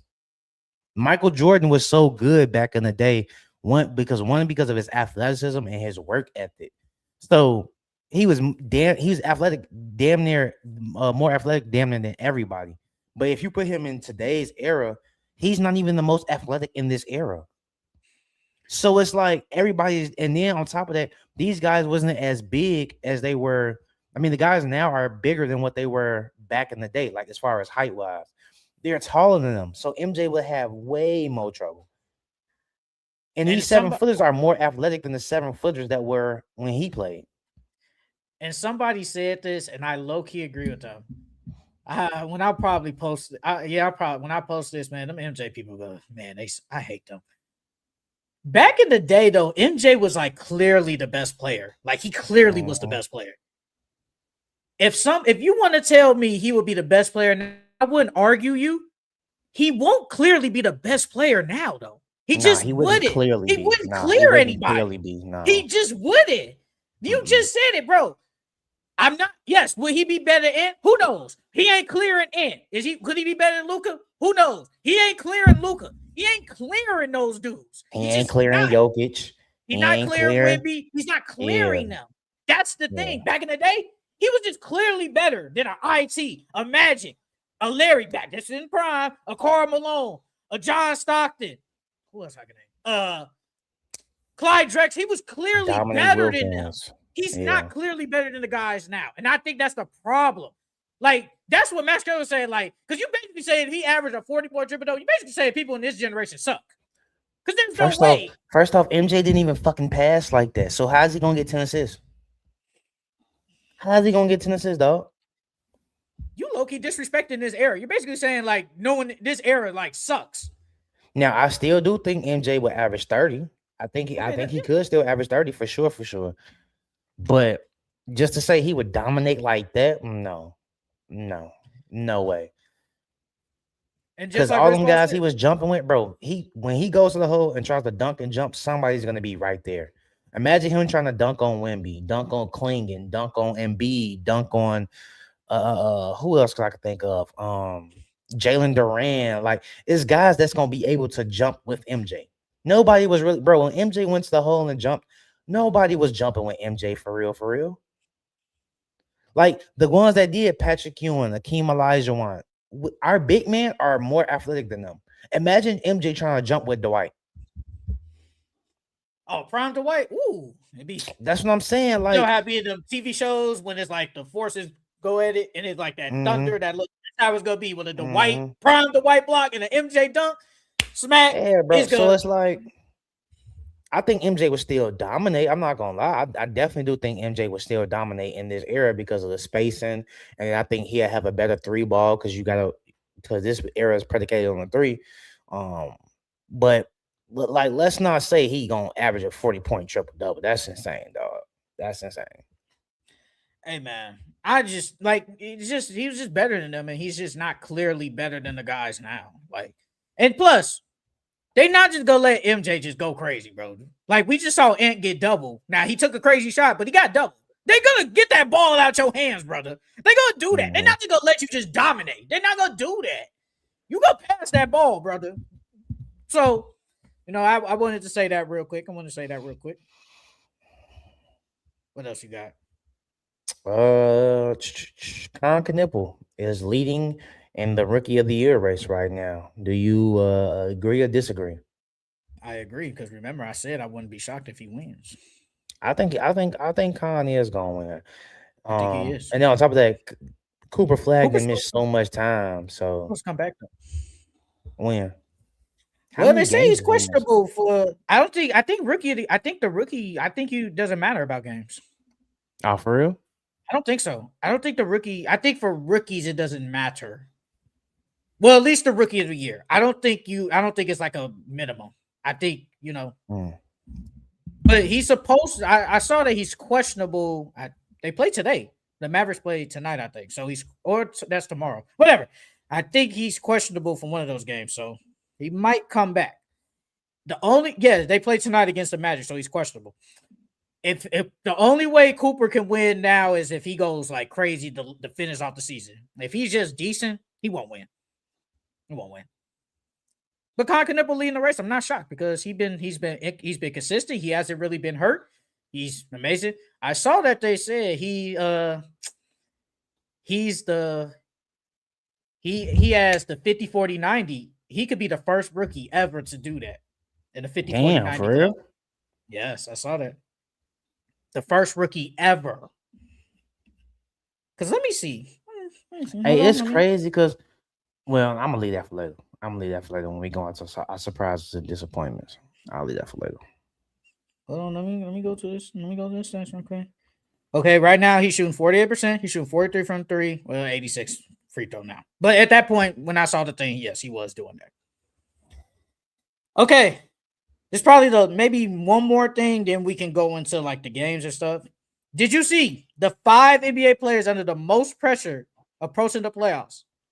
Per Bleacher Report, did you see that? Okay, I'm gonna just start from the bottom. The 5th player, number 5, is Karl Anthony Towns. Okay. At number 4, Amen Thompson. At number 3, Evan Mobley. This one's going to shock you. At number 2, Stephon Castle. Mm. And at number 1, Paolo Banchero. Okay. Yeah, Paulo for sure.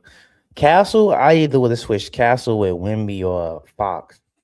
Why For is sure. Castle? Why is he on here? I don't think he should be on here anyway. Why is he on here? I guess Why do you think they put him on here? Because he's a third best player. So it's like they need him to show up if the Spurs want to go far. Under the most pressure, the second? Yeah, second, no. I don't think Evan he- bro, Mobley, he's- I agree with Evan Mobley for sure. Evan Mobley definitely is on that lot of I agree with Evan Mobley. Amen Thompson. Yeah, a man is yeah. I understand it. I get But it. Cat, I don't know about the Cat. Yeah, I guess you can't say Cat because how he's been playing this year, for sure. So I guess you can't say Cat. Stephon Castle in year 2 being the second player under the most pressure is crazy. Like he's in year 2. Yeah, it should be. I would put Evan Mobley ahead of him. I would put who else they had? A man. But I would definitely put Evan Mobley above him for sure. In mine, I would do Paulo 1. I'll damn near put Cat 2, Evan Mobley 3, Amen 4, Stephon Castle 5. Shit, Stephon Castle wouldn't even be on there. No, I'm not gonna put pressure. It's more pressure on Wemby than it is him because Wemby has to perform. Before that too. Like, what are we doing? Like, no, they petty. And then the last thing, then I guess we can go to the games. There, some buzz around the NBA that Giannis Antetokounmpo does not want to play with a ball-dominant guard. Some claim that Antetokounmpo misses playing with players like Jrue Holiday and Chris Middleton, who were partners in the 2021 championship run.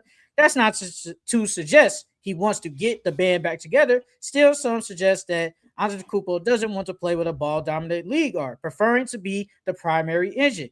Driving his team's offense, Holiday and Middleton were comfortable playing without the ball. And then Giannis Antetokounmpo prefers playing for an East Coast team since it's closest to Greece and doesn't want to play with a ball-dominant league guard. When he said that, the first team that popped up in my head, Miami. Yeah, because Powell don't need the ball. Yeah. Bam doesn't even act like he want to score. Yeah. First team I thought of was Miami. If that is true, it's Miami. I can honestly say it's Miami. Because I mean, the East Coast, Boston, not going there. Knicks, not going there. Jalen Brunson's ball dominant. The Raptors, not going I wouldn't mind the Raptors. I said I wouldn't mind them. Philly, I don't know if that's gonna happen. Nets, they're trash. And then you got Orlando, doubt it. No. Charlotte, I doubt it. No. Hawks.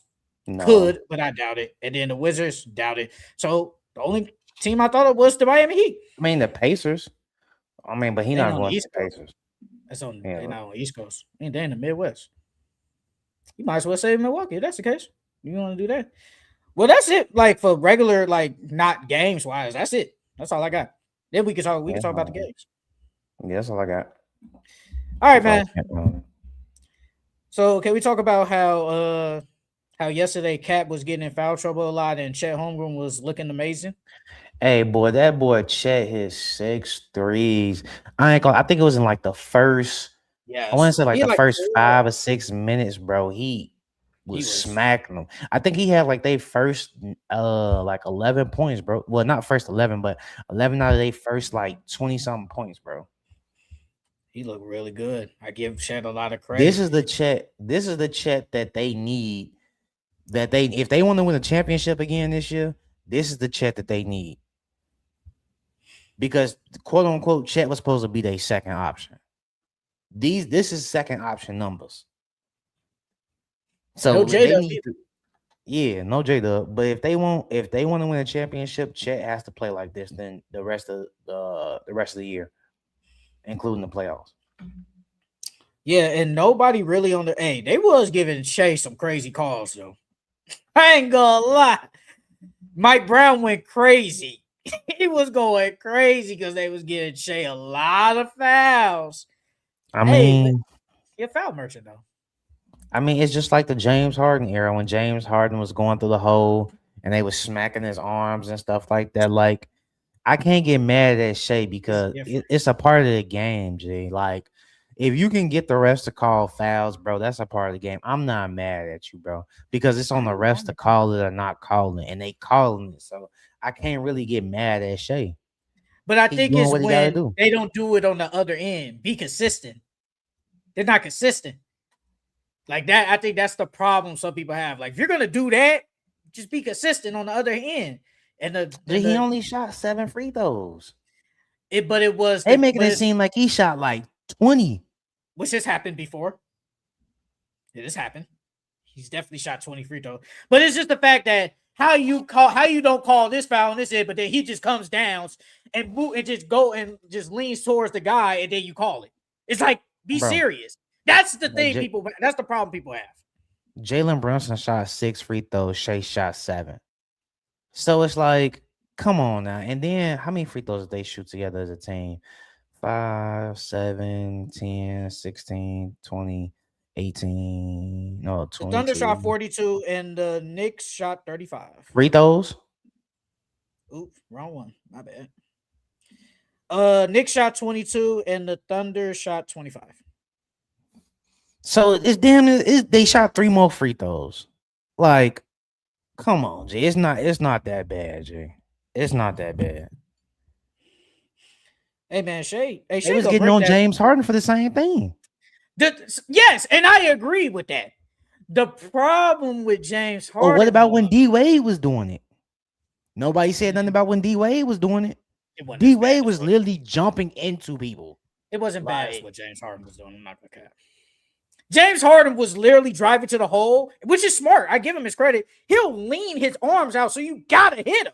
You have to hit him. It's a foul. I know it's a foul. I know it's a foul. I know that. I mean, he's still a foul merchant though. Still a foul merchant. I ain't mad at Shea. I ain't gonna lie. I ain't mad at it. All right, if they face the Pistons in the finals, don't be complaining how when Shea hit 20 free throws, don't be getting pissed. Don't do that. Don't do it. You gotta just sit there and be like, no, it's a foul. You just gotta sit there and be like, it's a foul. You can't complain, brother. You just can't complain. I played the field, dog. Oh, okay. Here we go. Oh man. Hey, can we talk about the Spurs? Their winning streak ended. That's one of the best wins of the NBA season by the Knicks. They BTA the Spurs in the Garden. And remember, the Spurs were up by a lot that game too. And I'm thinking, damn, they about to blow them out. Yeah, and they came back. They came back, bro. The defense was really good that game. I'm kind of surprised they did get BTA. I am very shocked. Am I shocked that De'Aaron Fox been playing like straight dookie recently? Not really, because say that for later. Oh, De'Aaron Fox been bad, man. He been bad. He been real bad this year. He been bad, man. No, I am, but like, the Knicks, Bridges was killing that game. I thought Bridges was really good that game. Jalen Brunson was good. Cat is Cat. Like 12 and 14 is with it. I thought his defense was decent though. I give him that. His defense that game was decent. And then you got Diawara with 14 off the bench. He's been a surprise for them for sure. He's been getting a lot of tick lately. Because Jordan Clarkson don't play no more. Which is surprising. Which is surprising to me. I wonder if it's because of if it's because of defense, or because every time he go out there, he do not pass at all. He just chuck it. And Jeremy Shohan don't play either. That's great, man. You thought you was gonna be a contributor on the championship team. Now you just sit on the bench, brother. Mm-hmm. Nah, brother. Landry. I mean, Jose Alvarado. Great pickup by them. He been playing decent. Landry Shaman off the bench, shooting threes. He was good. But am I shocked? Yeah, because I thought the Spurs had it in them. The bench was bad. Victor, he was decent. He was decent in that game, but Vassell didn't have like a great game. Stephon Castle really have a great Shit, game. Victor was their only bright spot. Him He was and all. Vassell. I mean, they only score 89 points. That's really low. Like that's super duper low. Yeah, shit. De'Aaron Fox went 3 for 10. Champagny didn't hit nothing, and then they didn't get nothing from their bench. So, which What is other game? surprising because they bench usually shows That up bench every is good. game. What other games you got? What other games you want to talk about? And you want to talk about LaMelo trolling the Celtics, man. He hit a one-legged Hey, deep ass three. from the logo. Well, it wasn't really from the logo. It was from like that side logo. But He be trolling, bro. He be hey, I ain't trolling. mad at him, bro. Shit, I would too, man. You beat the team. You beat the team down there about how much they beat them by? They beat them by more than 20. Damn. Nah, let's beat him Damn near by 30. 30. Damn, man. That's 29. Yeah, they beat He be they about trolling. 30. I mean, when you up 30, you can troll. Nah, brother, that was crazy. A one-legged deep three. That was crazy. And you actually picked them to win. Usually you didn't hesitate either. You just said, I got the No, Hornets. Usually you no. kind of hesitate on them picks.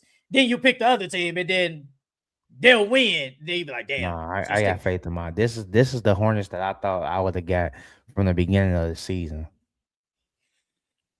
Now let's talk about it. Why your Pistons losing to the no Donovan Mitchell Cavs? What we doing out here? I can't explain why they lost, to be honest, Jared because Allen got hurt. that's the game that they should have won. I mean, I think they just punked them, to be honest with you. I feel like they really wasn't playing Detroit basketball. Usually we're a lot physical. And they wasn't that physical with James Harden. I mean, granted, James Harden, I think he shot like 5 for 17 or some shit like that. But I think they just punked us, to be honest with you. I think that they punked us, and Detroit came out there like, oh, no, Donovan Mitchell, Andrew James Harden, Jared Allen got hurt. Mobley ain't really been playing good like that. So like, oh, we got this in the bag. And that's one of the things where you cannot take any given night you can get beaten. You know what I mean? And then on top of that, Cade didn't have a good night. Cade shot 4 for 16. They played good defense on Cade, and then Cade only shot 2 free throws. Jalen Duran shot the most free throws out of the whole entire team with he shot 10 for 14 from the free throw line. So, with Cade not playing good, I think that's another big reason why we lost, because we got 16 from Asor. We got 19 from Tobias. We got 24 from Jalen Duran. Duncan Robinson ain't really give us nothing, but I think it was really Cade. Cade had a bad night. He had an off night. Then he had 5 turnovers. Like, yeah, you have 14 assists, but those 5 turnovers, we lost by 4. But if you cut them turnovers down, probably win. You know what I mean? Even if you do shoot 4 for 16. So I lost to Jordan Tyson. yeah. He been hooping, not credit. He been hooping though. Bro, he's like number 3 or 4 in 3-point percentage. So for real? That's yeah. interesting. And then the game on Friday, y'all went in overtime with Jordan Tyson and freaking Dennis Schroeder. Jared Allen had 25 that game. Mobley had 23. But it was, Cade had 25 and 10 and 7. Jalen Duran had 33, 16 and 3. Everybody else is whatever. I feel like y'all probably should have blown them out. Y'all won that game. I give y'all credit, but y'all should have blown them out. We should have blown them out. Yes, we should have blown them out with no James or Donovan. You know what I mean? You letting Sam Merrill go off. You letting Jared Allen go off. Now, granted, I didn't expect Jared Allen to drop 25 points. He been hoping. Yeah, with James Harden there, he's definitely been hoping. Yeah, we definitely should have blown them out. Then you got Thomas Bryant giving you 13 points in 16 minutes, dog. He gave you 13 and 8 in 16 minutes. It was like it wasn't nobody out there playing D. From Chris Feeder, the prevailing feeling inside the Cavs locker room is that the Pistons can't beat them in the playoff series. They aren't in our class. That's cap. That's cap. So you telling Mm. me only way they can beat us is if Evan Mobley and Jared Allen is giving you 20 plus every single night. And I do not believe Jared Allen and Evan Mobley is going to give them 20 points per game in a 7-game series. No way. Who would you rather face though? Cavs or If I'm Knicks? the Pistons, Yeah. Who would if you I'm the rather face? Pistons, Yes. Pistons. And this is not no first or second. I'm just saying, who would you rather face? Cavs or Pistons? And I know y'all been whooping Knicks ass, but we saw last year Celtics did the same thing to the Knicks, and then the Knicks won. So nah, I want the Knicks. We gotta get our leg back. Knicks. I'd rather face the Knicks because well, I think that we can slow down Jalen Brunson. Um, I think we can slow him down, and then Cat hasn't really been Cat, so I'd rather face the Knicks. well, I mean, y'all could if everything is right, y'all could face the Cavs in the second round. You know, they're the fourth seed right now. And say y'all face the Cavs, and they said they can beat y'all. Y'all are in their class. Mm. They giving us board material, boy. Oh, so you writing this down? Okay. They giving us board material. They better stop fucking with us.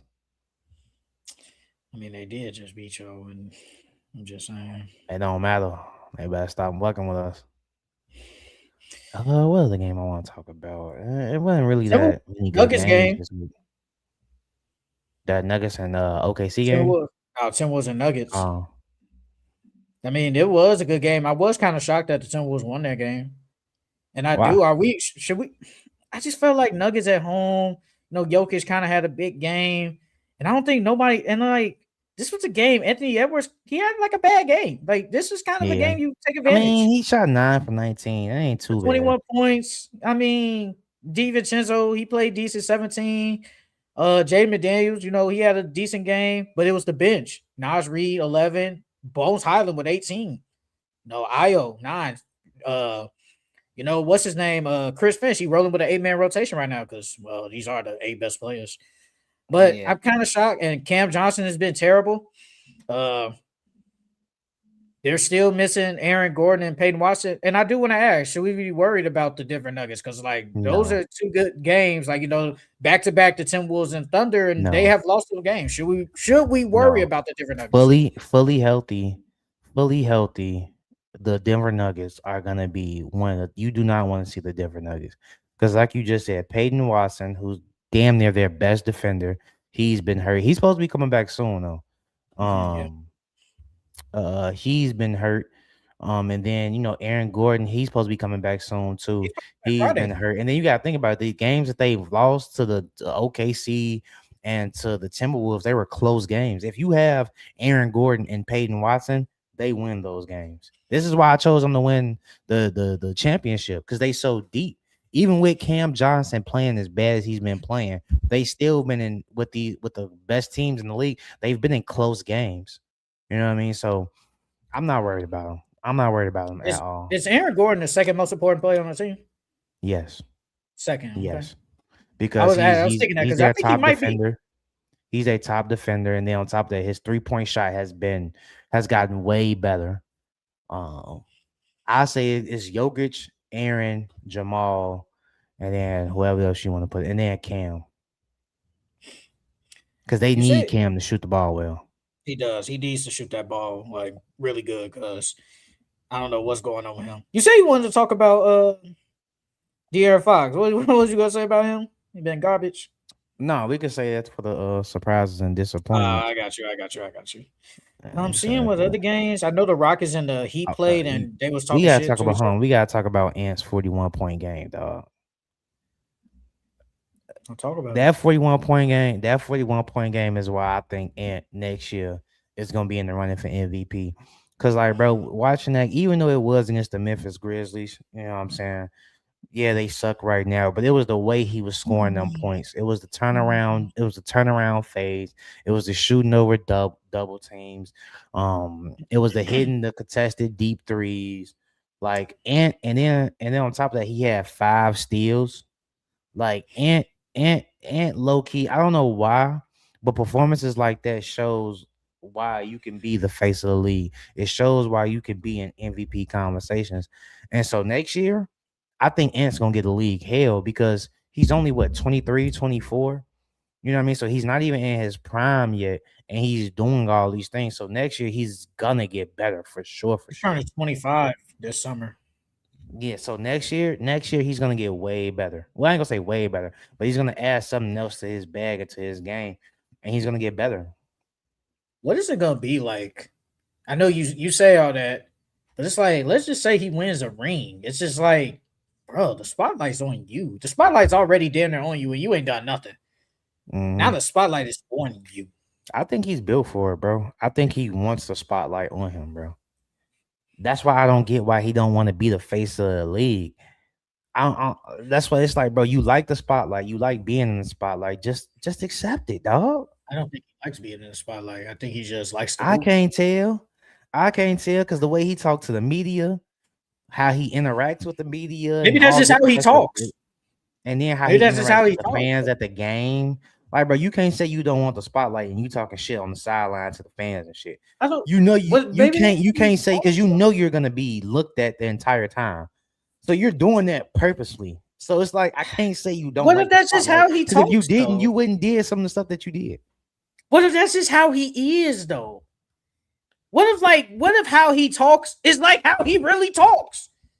No, Like when the I people think who that is really overly him. curse, what if you just talk like that? What if I you think just it curse really like that? If you no. just do that? I think it really is him. But G, it's like when the cameras get on him, G, it's like he just turned into I wouldn't say like he fake or nothing like that, but like he just turns into a whole totally different person, G.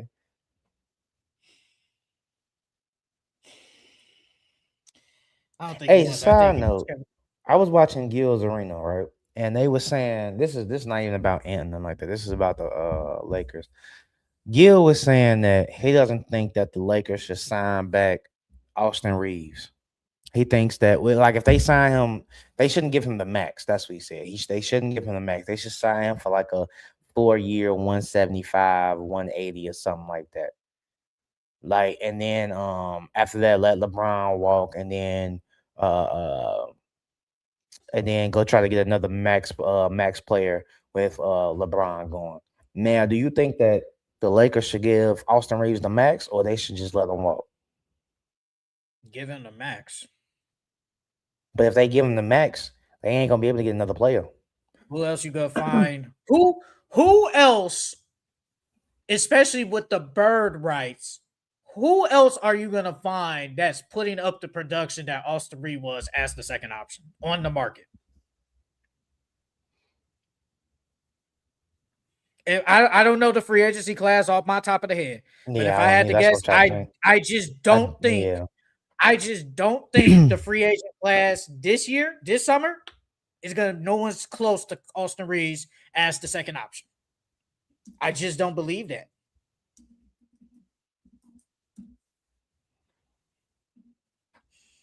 NBA Mm. what?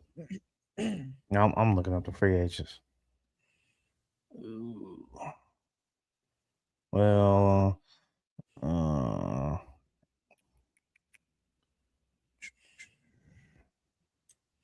not really nobody. That's what I'm Honestly, saying. nobody. None of them. Like I'm gonna be honest. Like, bro, you know what? I'm on Bleach Report. This is from February, so this is somewhat But the recent. thing is, Austin Reeves is not going. He, bro, if I'm Austin Reeves, I'm not taking no low ball offer. I'm not either. So do you leave? No, I think they're gonna give him the max. But if they give him the max, how they gonna Well, they reshape got that the team? bird rights though, so it's kind of like somewhat in the cap range. So they can still make some moves. And once you get off LeBron's contract, they're going to get off a lot of contracts this summer. I think Rui's a free agent. LeBron will be a free agent. Because once LeBron leave, they gonna that money that LeBron that 50 million that's gone on LeBron, that's gonna be. Damn, you froze. Damn it. Oh man, StreamYard just be tweaking. I think he eligible. Hello. Yeah, well, yeah, you kind of froze a little bit. I guess you were still talking though. But yeah, Austin Reeves, he's eligible for like 240. For like I think for 5 5 years. years. So what's that? That's about that's about 20 something a year. That's 48 a year. No, it's about 20 something, Jay. 240 for 5? Yeah. Am I It's tripping? about 20 something a year. That's about 20 something a year, Jay. No. No, it is not. Jay, 5 times 4 is 20. And so if he's getting paid 240 240, divided by 5? yeah. 240. It's 48. That's 48 a year. No, brother. I know I ain't good at math, but the calculator ain't lying. That's $48 million a year. That's why Gil don't want to say he give him that max. Bro, you think if Austin Reaves was worth 25, you think, bro, they would be celebrated. Brother, Austin Reaves for 48 a year. That's the problem. But it's just the fact that all the other players on the Lakers will be gone. Marcus Smart, I think he'll be gone, but he might have a player option. DeAndre Ayton gonna opt in, so that ain't. Of course, because he ain't getting paid nowhere else. Yeah, so he gonna be there. Shit, Bronny fucking around, be gone. So, yeah, brother, Austin Reeves gonna get the bag. So that's basically like giving LeBron's contract to Austin Reaves. You have other players off the team though. If I'm the Lakers, I'm not giving him the full max. I ain't gonna lie. I'm not giving him that full 240. Maybe two. Then you risk him leaving, going somewhere. Bro, Luka is already in his prime. Luka's in his prime. Who's gonna pay him that though? No, he can't get that nowhere else. I think another team can offer him 4 for 1 something. And if that's the case, you might as well stay with LA then. Who? Austin Reeves. If you decide to leave because the Lakers ain't gonna pay you the max, and then the highest another team can give you is 4 years, like say 180 or some shit like that, or 175 or something like that, you might as well have stayed with the Lakers. So took that same contract. Why would I take less? Why would I go somewhere else and take less? No, I'm saying if the Lakers say no, I'm not gonna give you a whole 240. He damn near gonna want to leave, right? Yeah. Because if he leaves, the max they can give him is 4 years, probably 175, 180 or something like that, right? No, the max is 240. That's the maximum he can get from any team. No, just from the Lakers. The Lakers are that's what I'm saying. I get that. So if he leaves, he's gonna automatically get less than that. He's gonna automatically get less than 240. Any other team with cap space can offer him 178 for 4, which is 44 a year. Right. Okay. So if they can, if they giving you if you leave the Lakers and go to another team and they giving you 4 years, 178, you might as well have stayed with the Lakers and took that same exact contract. But instead of taking that whole 240. But don't you want your full max? Why would I take less? No, I know. Hell yeah, I want my full max. But I'm just saying, if you want to win and still get paid, that's your best option. Because if you go to another, it's like if you go to another team, all you're gonna be doing is losing, and then the spotlight is gonna be on you more. Yeah, you may have more on your plate, but is it really worth that when you can win and you can probably get more back in endorsement? You could probably make up that money in LA with endorsement deals and shit like that if you win. So you're saying he should take less? Low key, yeah. But when I said that last week about LeBron, you didn't say that. No, if I'm LeBron, no, I'm not taking. It's my last year, bro. It's my last year. It's my last year. But Austin Reaves is still young. Don't you want to get as much as you want though? He can get another bag. Who? How do you he can get another contract? How do you know he's gonna get another bag? He could get injured. You just never know. You never know. He could literally get a career-ending injury, and he could get like a torn Achilles, knock on wood, and probably never be the same again. So I want to get the full max contract, but when LeBron James, and I agree, LeBron want to get that full max. But when we said the same thing about, you didn't have to get the full 50. You could have opted out and taken less. It could have helped the team. You said okay. I don't get it. If I'm a player, of course, as a player, I want to get all my money. But if I want to get my money and win, dog, take that pay cut, dog. Like, yeah, like that extra 70 mil or 60 something mil that you leaving on the table, you can go build a great team with that. You can go get another good player to get to play with y'all, and then y'all can go get a bench. And then now you go get a ring. Now you're getting endorsement deals. You're already in Los Angeles, so you're already going to make that money back on endorsement deals. So now you win a chip, quote unquote. If they win a chip, if he was to do this and they win a chip, of course it's a bunch of what ifs. But if you win a chip now, you're gonna make that money. You're gonna make that money back.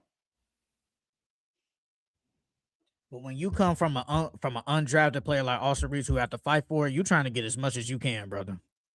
Dog, let's not act like 178 million ain't life changing though. I'm yes, you getting 70 more. Yes, you I'm getting just 70 not more mil. saying I that. understand that. No But one's be saying honest, is that. Austin Reaves worth 240 mil? I don't think so. No, but he's going. But that's what the Lakers can offer him. And I think if it's from the Lakers, I think he's going to get the. I think he's going to try to get the most he can from the Lakers. Yeah, for Now, sure. is it? I guarantee you, it probably be more than 200 million a year. Not a year. 200 million plus for 5 years. I guarantee you that. Would it be the 240? I don't know, but that's just the max he could get. Either way, I'm not mad at the 200 because then you save an extra 40 mil. I ain't mad at the 200. The 200 I ain't mad. I think Austin Reaves is worth 185, 190. For sure. I think he's worth 185, 190. And I think Austin Reaves knows that. No, he probably think he worth more because if you look at the stats when LeBron was out, he looked like a legit second option. He was low-key the best second option in the NBA in that time period. I mean, we read out the stats last week. They have a 126 net rating when it's just them two. So they're amazing on offense. I'm just saying. I get what you're saying. I honestly get what you're saying. I'm just thinking of like from Austin Reaves, like, hey, if I get the most money I can from where I came from, being an unrestricted, undrafted player, have to fight on the Lakers to become who I am now, from the Lakers, I'm going to get that. I'm trying to get as much as I can. And the Lakers have probably look at it like there's no choice because there's nobody on the free agent market that is close to you. The only person I saw from the Bleacher Report thing was James Harden. They're not going to get him. So that's not going to happen. James. So out of everybody else on there ain't no one close to him. It's just not. Now, if you want to go get some regular ass role players to pair with Luka that ain't going to win a championship, go right ahead and y'all just going to be mediocre as y'all are now. No, like, I do think Austin Reaves needs to stay. I definitely do think he needs to stay. But if he wants a chance, but if you're thinking from Austin Reaves' standpoint, I think you're saying, hey, if you could give me this, if I can still make close to 40 plus a year, and I take a less, and we can win, I'm cool with that. But I'm thinking from Austin Reaves' standpoint, why would I stay with you if you guys are going to offer me 178, like all these other teams? I might as well go there and be the guy. I might as well. And be second fiddle to Luka Doncic. I mean, because if he does it, yeah, you can go somewhere else and be the guy. But that doesn't necessarily mean you're going to succeed. Because he can go. It's not even he can go to succeed here. It's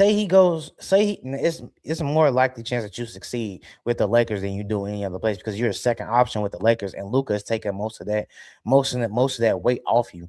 If you say you go to the Brooklyn Nets, him as the first option on the Brooklyn Nets is way different, bro. It's way different being the first option than it is being the second option when you have Luka next to you, bro.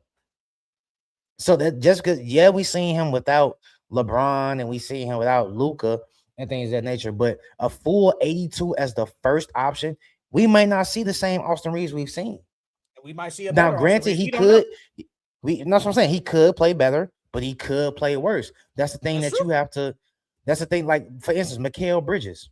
When Mikal Bridges was on the Nets, that when he got traded there, he played amazing when he first got there as the first option. Then look at the next year when he was the first option. What did he do after that? He didn't play that good. So the same thing can happen for Austin Reaves. Whereas if you take that bread and you stay with Luka and them, now you have a better chance at winning. You can still put up good numbers, and you still got a generational wealth of money. But he wants what he's worth, though. He's not worth 240. He's not in his head. He probably thinks he's worth $200+ million a year. I mean, not a year, $200+ million. 185, 190. I'll even go as. Then you might as well just go somewhere else. If you're gonna do that to me, I might as well go somewhere else. Why? If I'm giving you an extra $10+ million, if you can go somewhere else and get 178, and I'm giving you 185, 190, that's an extra. But what do players talk about? Not you, but see, this is the thing with like. We can't. What do players talk about all the time? Get the most money you can. Don't be giving these discounts to these teams. That's the problem. He's trying to get as much money as he can because you just never know. You never know, bro. If the Lakers can give me the 200+, he's gonna take it. Okay, I'm not giving you no discount, especially when he's still young. Go ahead. Would you rather sign a $240 million contract and never have a chance at getting the ring the rest of your career, or would you rather sign a 5-year 200 or a 5-year 190 and have a chance at winning the title for the next 5 years? Where am I at in my career though? It depends.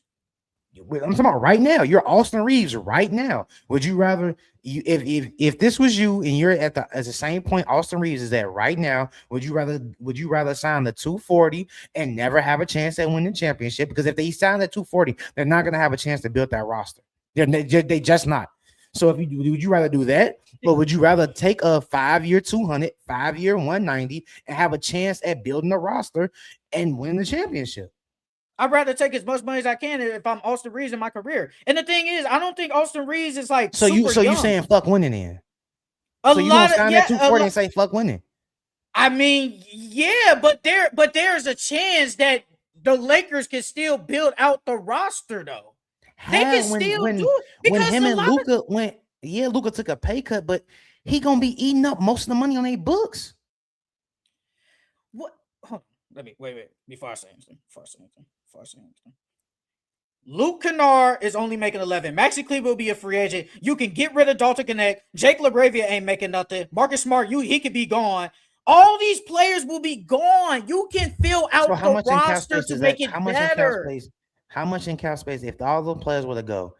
First off, if all them players that you said were to go, how many people are left on that roster, and how much cap space is freed up now? I will have to look that up, and that will probably be an offline thing. Okay. If I'm Austin Reaves, I'm taking that 5-year 200 so we can save some bread and we can build this roster for a championship team. Because Austin Reaves is not one of them guys that just cares about money, i.e. Melo. Because if Melo would have took a pay cut, Melo probably could have got at least one ring in his career if he would have took less money. If I'm Austin Reaves and I care about winning, which I think he does, I'm taking that 5-year 200, 5-year 190. Oh wait, the wrong person. I'll put it in Luka. How old is Austin Reaves? He like 20. He's 27. He's the same age as Luka, 27. He'll be 28. He's entering his prime. Who knows what's gonna happen? Who knows what's gonna happen? Bro, you try to get as much money as you can. I think that's what I'm saying. Try to get as much money as I can. Get the negotiation. Now, do I think he'll get the full 240? I don't know. But I definitely think the 200 with incentives. He can get the 200 plus incentives. Yeah, we ain't trying to do all that, brother.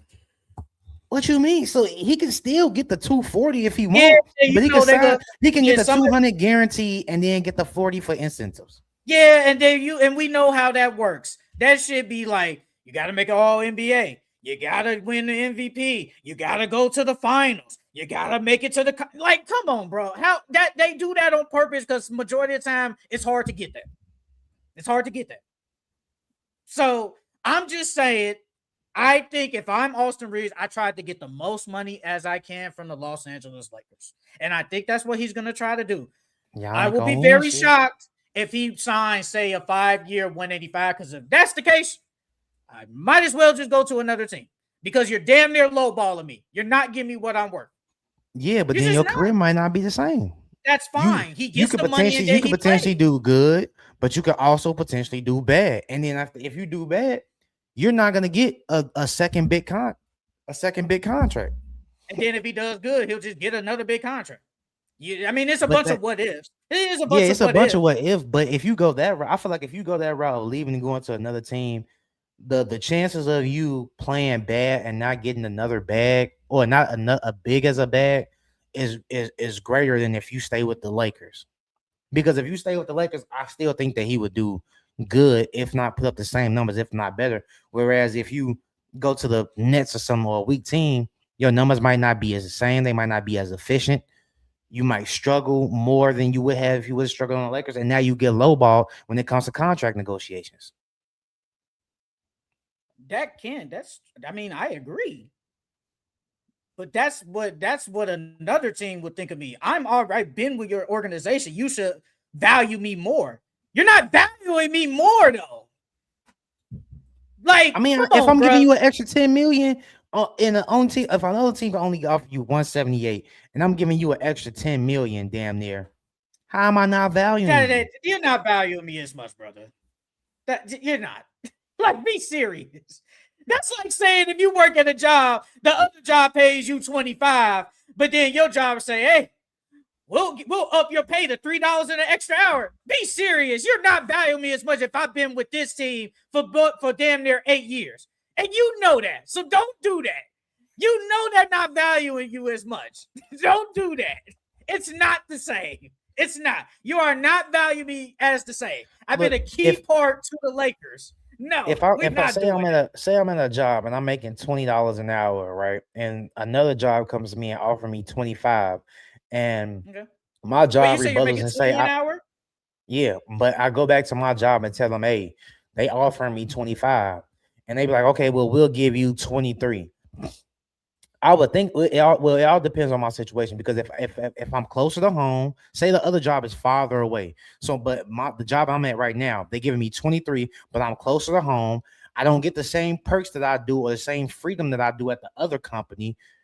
I don't have the same connects that I have. Like, it's totally different. I would stay with my job. Yeah, I'm getting too short at $2 less, but it's the comfortability that I have with that job versus the other one where I gotta start over new, make new friends, get new I won't be as comfortable. So I'm gonna stay at my same job, even though they offering me $2 less. I ain't gonna cap. I'm gonna look at you like a damn idiot. That's the same thing my OG did. My OG could have made way more money if she would have went and took another job, but she stayed at her job and got paid like a couple of dollars less because she was closer to home. The freedom that she had, she could have did whatever the hell she wanted. Like, why would I go to another job when I could potentially lose out all the freedom that I got at this one? Yeah, I'm making $2 more, but so what? I still got my freedom. I could do whatever I want. I'm known here. Like, why give away that comfortability? Especially at the age that Austin Reaves is at now, why give away that comfortability for a few extra dollars? Because when you're Austin Reaves in his situation, you're trying to get as much money as you can. That's all I'm gonna say, bro. I feel like he go back to the Lakers. You said what? I said you can't be money hungry all the time. But you got to get as much as you can, bro. I mean, when in this sport, bro, you just never know. And yes, what ifs, bro? You said it. You could be bad at the other team. You could be good at the other team. But man, if the Lakers could give me 240, hey, I'm trying to get that. I want as much money as I can because you just never know. I could get injured right here and now. I could. I mean, you can get injured right now and still got 200 million in your bank account. See, if we gonna do that, you gotta have that same energy for LeBron. Then you got to, but you don't. You gotta have that same energy. You got to. Man, it's different with bro. It's No, it's different with LeBron. not. LeBron's been established his whole entire career. He's been No, it's established his not. It's whole not. entire career. Austin Okay. Reaves just got this good. We don't know if this production is still gonna keep up. LeBron has had this same production damn near his entire career, dog. LeBron is worth 50 mil. Austin Reaves is not worth almost 44 plus mil a year, G. He's not. He's not. And we all know that he's not And worth this 40 LeBron something ain't plus a worth 50 million. million a year. He's not. He's not. So just like you said, basically, if Austin Reaves takes the max, he don't care about winning. You got to have that same energy for LeBron taking that 50 million, knowing the damn roster construction was bad there. You got to. Because he had the option to opt out and he could have restructured and helped the Lakers have better players on the team. I think when we talked about that, I think I said he should opt out. You just did 10 minutes ago. You just did 10 minutes ago. I can't hear you screaming, G. It's going in and out. You just said 10 minutes ago that you were okay with the 50 million. No, I said if I'm LeBron, I'm taking that 50 million. If I'm Austin Reaves, I'm taking the 240. I said if I'm Austin Reaves, I want that 240. I said that. I literally said that out of my mouth. But I said if I care about winning, I would think about doing that 200 mil, 190, 185. But LeBron didn't care about winning. LeBron could have opted out and restructured the deal. He probably could have asked for 35 a year, and it could have helped the roster. LeBron don't care about winning. Well, LeBron going back to Cleveland next year anyway. That's fine, but you gotta have that same energy for LeBron this past year. He could care less about winning. He wanted his full max contract. So how come Austin Reaves can't have his full max? The situations are different. You're with an organization whose front office who doesn't even treat you well, who doesn't even care about you.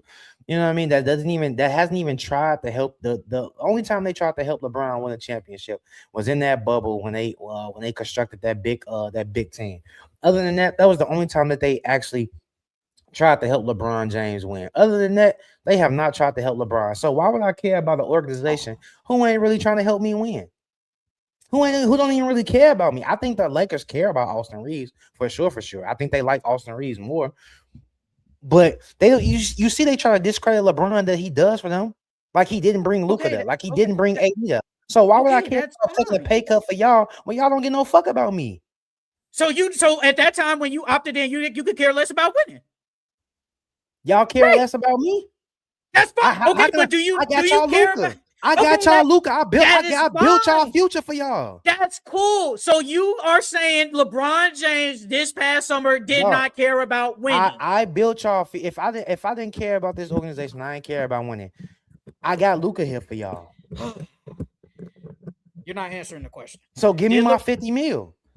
I built y'all future. I legit just built y'all future for y'all. The next 5 to 7, 8 years is because of me. Give me my 50 million. That's true. I agree. Give me my 50 million. But why didn't LeBron James opt out? He could have opted out and helped the Lakers. I just told you why. Y'all didn't so get you no said, fuck about me. So you said F the Lakers and said F winning. That's what you said. I didn't say F winning because I set y'all up for the future. Why didn't you help us this year? And then we got Aiden. We got Aiden. Even though I opted in, we got Aiden. We got Reaves still. We got Luka now. Like we're dodging the question. Okay, that's fine. We're dodging the question. That's fine. That's understandable. I get it. Moral of the story is Austin Reaves can sign a deal. Who knows? And LeBron James could care less about winning. Like, come on, bro. I don't know why we're dodging the question. You know what you're doing. You know what you're doing, bro. Oh man, that was a good combo. So I think that's it for our takeaways. Let's move on to our surprises and disappointments. Let's start with the surprises. What type of surprises do you have, team or player? Well, first and foremost, the team that I want to start with the San Antonio Spurs. I believe that everybody thought that the San Antonio Spurs would be better than last year, obviously, with acquiring De'Aaron Fox, and then getting Dylan Harper. But nobody would have thought that the San Antonio Spurs would have been the second best team in the Western Conference right now. So I feel like they're definitely a surprise this season. Yeah, I would definitely agree with the Spurs. If I had to put a surprise, I would say the Hornets. Charlotte Hornets, they are definitely a surprise. I don't think a lot of people thought they would be right now at this point 32 and 31. They've been looking really good since the calendar year of 2026. Offense has been good. The defense has been way better than the 6 game win streak right now. LaMelo, if you would have told me in my shock LaMelo is healthy, yes. Brandon Miller, all of them guys, they are very healthy and they look unstoppable right now. Knueppel is a surprise too, looking like the rookie of the year right now. So yeah, I would definitely say the Charlotte Hornets are G, definitely a surprise to a lot of people. did you know they first like 20 something games, 30 something games, they defensive rating was like 121, which was like 25th in the league, which is like bottom tier. And That's then a hell. since Christmas they're ranked eighth in the league. Their defensive rating has been 111. And then the last like seven to 9 weeks since they've been on since the new calendar year, they've been fifth in defensive rating at That's 110. really good. Yeah. Damn, you go from 121 to 110. That's Yeah. And good. then like in the last 10 games, they second at 109. That's pretty good. I didn't know that. Yeah. The next Mm, surprise, the Boston Celtics. The Boston Celtics. Nobody, the way this roster was constructed at the beginning of the year, if you would have told me the Boston Celtics would have been second in the East, or are they second or third right now? They second? second still. Yeah, they still second. I would have slapped you. Because ain't no way you telling me Jalen Brown and a bunch of role players would have been second in the East. So they're one of my surprise teams too. I know. I hope you got the Suns on here. Yeah, Suns on mine. Mm, Yeah, not Suns on mine. Suns look really good. They're definitely a surprise. 33 wins. Devin Booker been hooping. Dylan Brooks. They Did said they Dylan get their Brooks should have over? been All Star. Hmm? Did they get their over for the team wins? Ooh, I will hope so. Because Actually, remember we did the over. I think they did get over their over. I can check real quick. Well, speaking of the Suns, Dylan Brooks.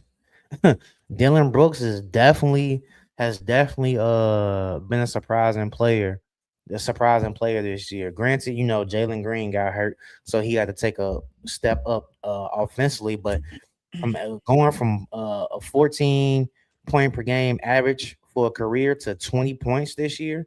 Because last year, Dylan Brooks averaged 14. This year, he's averaging 20. So a 6 point jump like that, I would have never thought. I would have never thought Dylan Brooks would be averaging 20 points per game, dog. Dylan Brooks a dog. That's why. It's the wrong one. I got so many folders of this shit. Oh man, over unders. Jesus Christ. Let me see. While I find that, I will say, uh, yeah, man, give my man's Dylan Brooks some respect. He been hooping. The Raptors. Raptors look like an amazing team right now. They're fifth right Yeah, now in yeah, the man. Eastern Conference. Defense has been amazing. Brandon Ingram, Scotty Barnes have been all stars. Quigley has been good. If you would have told, actually, I am shocked. I did not think they would be fifth in the East, but I Fair, did say they yeah. would be better. So I the didn't think they Toronto was a Raptors are jail like definitely, this. yeah. A lot of people thought it would be like an interesting fit between Hmm. them. And somehow they actually do fit really good. They did get blown out the other day though by the Knicks. My next surprising team, the Detroit Pistons. I knew my Pistons was gonna be good this year, but I did not see number one in the East. I thought they probably would have been around that that 5 to 6 range. Because uh, last year they were. Oh, they last year. Let me look real quick. Oh yeah, Suns over under was 31.5. And how many wins and stuff they got? I think they got 33 right now. 33. Yeah, so last year the Pistons was 6. 35, my bad. 35. 35. 35. I thought the Pistons was 6 last year. I thought they would have been around the same thing, around like that 6-5 range, but they jumped all the way up to 1. So yeah, the Pistons are definitely one of my surprises this season. Can we say we're surprised about Kawhi Leonard? Kawhi Leonard been looking really good. Been looking great. Mm, Not really. I mean, he's been somewhat healthy. He's been looking 27 points per game. If I am correct, this is his highest points per average since his first year with the Clippers. Mm. I mean, 27, 6, and granted, 3. this is probably what his most healthiest too, ain't it? No, that was 23, 24. He played 68 games. Mm. This year he's only played 47. He's shooting 49% from the field, 37 from the three, and shooting 90% from the free throw line. That's the highest of his career. It's been really good. Some people say he's been a top 3 player in the NBA this year. When he's been healthy. Been top 3. Oh, don't let Reggie hear that. Kawhi Leonard? No, that he's been a top 3 player this year. Reggie like Kawhi Leonard? Yeah. I'm not talking about Reggie from the group chat. Who are you talking about? Reg, nigga, the one that been coming on the pod with us. Oh, The hell? He ain't been on here so long. I forgot. You're right. My bad. I definitely was staying ready for the group chat. My bad. Another surprise that I got, Jalen Johnson. I think Jalen Johnson, might win most improved this year. Jalen Johnson has definitely been a surprise this year, averaging 20, 22, 10 and 8. No one would have thought that, Jalen Johnson would damn near be averaging a triple double. I'm not gonna lie, I did not see. I knew he was good, but I did not see almost 23 a game and a triple dub from Jalen Johnson. He's not the most. He's second in most improved right now. Jalen Duren is first, according to FanDuel. Wow. Then there's Who third? Ryan Rollins, then Denny Avdia. I think Denny because of the games. He could potentially miss the games. Mm. But I mean, hey, if somebody want to bet on Denny though, hey, he put at plus 1,500 odds. That ain't bad. Man, the way he looking like he gonna miss that. I ain't gonna lie, he been missing a bunch of games with that back. Yeah, I don't know how many games has he played now. He's played 48 games.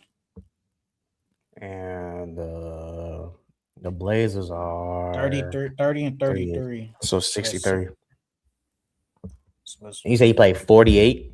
Yeah, he's missed 15 games, so he can only miss what, 2 more? Mm-hmm. Yeah, so that's why they got him so low. I mean, you could put Denny in there too as a most surprising player. Surprising, yeah. He's on my list too. Could I say Jamal Murray? Jamal Murray, All-Star year, very surprising. Yeah. Like he put up some really great numbers so far, especially when Jokic was out. I thought Jamal Murray definitely been hooping, and I'm glad he finally got the All-Star that he deserved. What is he averaging? 25, 7 assists, 4 rebounds. He's been amazing for the Nuggets, and I was definitely surprised. I'm more surprised he made the All-Star team because usually he always in that little bunch at the bottom that just never makes it, but he made it. So I'm surprised that he's had like an All-Star year this year. My next player is Knueppel. With him being the 4th overall pick, I did not think that he would have came in here and he would have been the fastest to 200 threes. He's almost a 50, 40, 90 guy. And he's leading the rookies and rookie of the year voting. So Knueppel has definitely been surprising because without Knueppel, the Hornets would not be where they're at now. They would not be playing as good. He's a big part of the reason why they're playing as good due to his consistent shooting, his hustle, and his defense. Right now, he's leading at minus 150. Cooper's still not that far off. He's plus 120. Yeah. VJ is if plus he comes 10,000. back and he start, VJ not getting it. It's literally between the two dookies. And they only have 3 people on here. You can't even bet on nobody else. So, man, Vic odds to win Defensive Player of the Year is minus 900. Jesus Christ. The next closest person is Chet at plus 650. Hey, you bet that though. If Victor missed some games, yeah. Because you say he can only miss what, like 4? I think he can only miss like 4 more games. I ain't gonna lie, I'm kind of done with our surprises. Man, we get these disappointments. Ooh, man. Yeah, I ain't got no more. I ain't got no more surprises. I'm gonna start with a disappointment. We talk about Paulo Banchero, probably the most disappointing player in the NBA. I'm making an argument for Evan Mobley. I think he got a case. He I on my think he list. really Evan got a Mobley's definitely case, on my bro. list. No, he's on the list. I'm just saying when we Yeah. talked about Paulo Banchero as the most disappointing player in the NBA, I think Evan Mobley has a legit case.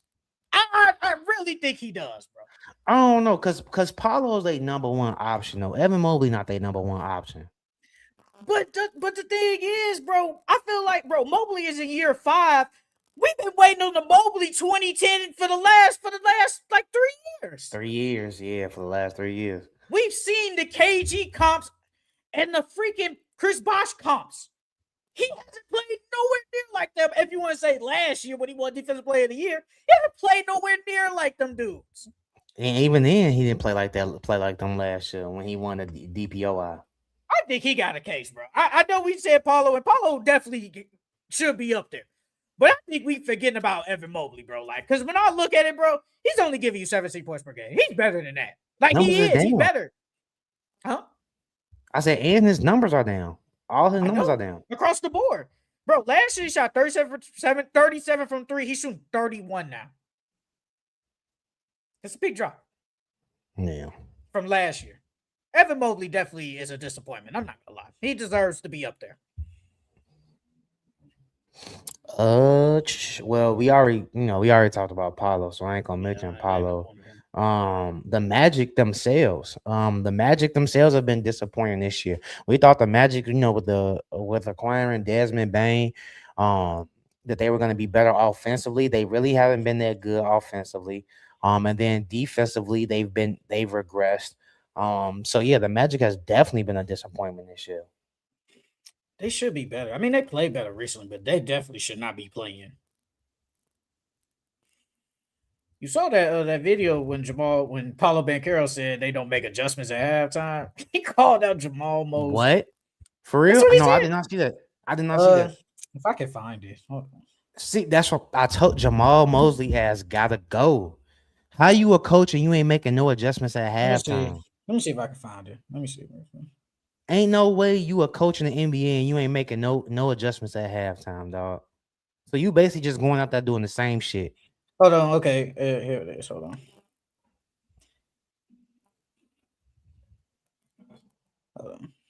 Teams a lot of times adjust. Time. I think that's struggled a lot in the second. We don't really adjust to their adjustments. So after the game last night, we talked about this team's ability to maybe adjust to other teams' adjustments in the second half. Do you see that as a potential problem at all? Yeah, I think the one adjustment that Detroit made last night, they just played a little. Was that they play harder? Yeah, I seen Jamal Mosley's what he said. I didn't see what Paulo said. Oh, okay. But yeah, you heard that, right? The first part you heard that, right? They play harder? No, nigga, they didn't play harder. Y'all just ain't make no damn adjustments. So you agree with what Paulo said? Yeah. How the hell you let Tobias Harris go off for 23? That's his damn near his bet. I think at that time they said Tobias Harris has only scored 20 plus 4 times this year, including that game. Yeah, ooh. That's nasty work. Once I heard that, no, go ahead, my bad. Sorry. No, I'm saying then you let Cade go off for 30, like, yeah, dog. I know you said it a lot, but after hearing that, I'm like, yeah, I think it's GG's for Jamal. The only way to save his job is they damn near gotta go to the ECF. That's the only way to save his job is to go to the ECF. If he don't go to the ECF, he GG's, bro. He GG's. Yeah, he's gone. He's gone, dog. That's crazy, bro. He just called him out in the media. He just called him out. Yeah. Shit, we don't make no adjustments, bro. What? So what? Y'all just sit in the locker room and just wait till it's time to go back out? Yeah. Nah, that's crazy. That's crazy, bro. Disappointment. You know what's crazy? I'm putting the Kings on here because I didn't think they would be this bad. But they would be better. I ain't got the Kings on mine. I know they 14-49. But man, they bad. They a bad team, but I didn't think they would be this bad. I thought they at least have 20-something wins. I thought they would have 20+ wins, and they don't. So that's why they're a disappointment. The Kings, you guys suck, but man, y'all should be better than this. Another team I got, the Dallas Mavericks. With Kyrie being injured, AD getting hurt. I think that messed up their entire season. Well, really, when AD got hurt, that messed up their entire season. I thought that coming into this season that they were a championship team, and they failed to live up to those expectations. So, the Mavericks are definitely a disappointment. Do we got the Warriors on here? No, I ain't got the Warriors on mine. It's crazy. They're definitely a disappointment. We thought they'd be better than this. Yeah, for sure. They're a playing team. They should be at least a fight for a playoff spot. And I know Steph been hurt, but Jimmy is out for the year. Draymond Green has declined. They're definitely a disappointment. They've been a bad team. The Chicago motherfucking Bulls. They are definitely a disappointment. Them boys the trade deadline, they made questionable moves. They've been making questionable moves for the last I don't know how long. So they're definitely a disappointing team. Bam, Adebayo. Yeah, Bam is on my ass. Brother, I'm still waiting on that magical season, bro. Like, where is I don't it? think we ever gonna get it. I don't think we're gonna get it, bro. That's sad, bro. He better than this. He's so talented too. And I know the three ball is better this year, but 18 points, you better than that. I'm sorry. A player that I got, Ja Morant. This is another year of Ja Morant not being healthy. It's another year of Ja Morant, and he has more antics off the court than he has on the court, as far as like with calling out the coaching and getting into it with the players. So Ja Morant is definitely a disappointment this year. Yeah. Cat. Cat is a disappointment.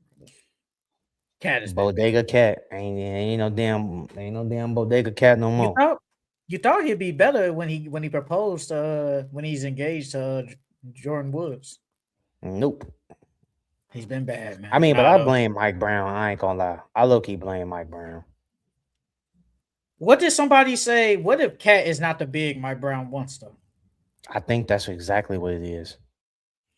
Because ain't no way you go from killing like that last year with Tibbs. With Tibbs to now you with Mike Brown and you're a shell of yourself. Like that's totally due to coaching. 19 points per game. He rebounded that ball, though. I give him that. But he can barely score, bro. That ain't it. No way Cat should be taking 8 shots. Yeah, bro. That's all Mike Brown. At least 15. That's all Mike Brown. But you gotta think about it though. Like what really good bigs has Mike Brown coached besides Igauskis? And when he coached Sabonis wasn't really their scorer. They were using Sabonis to initiate their offense for real. That's why it comes back to Cat isn't the big he wants. What if he wants the Sabonis type?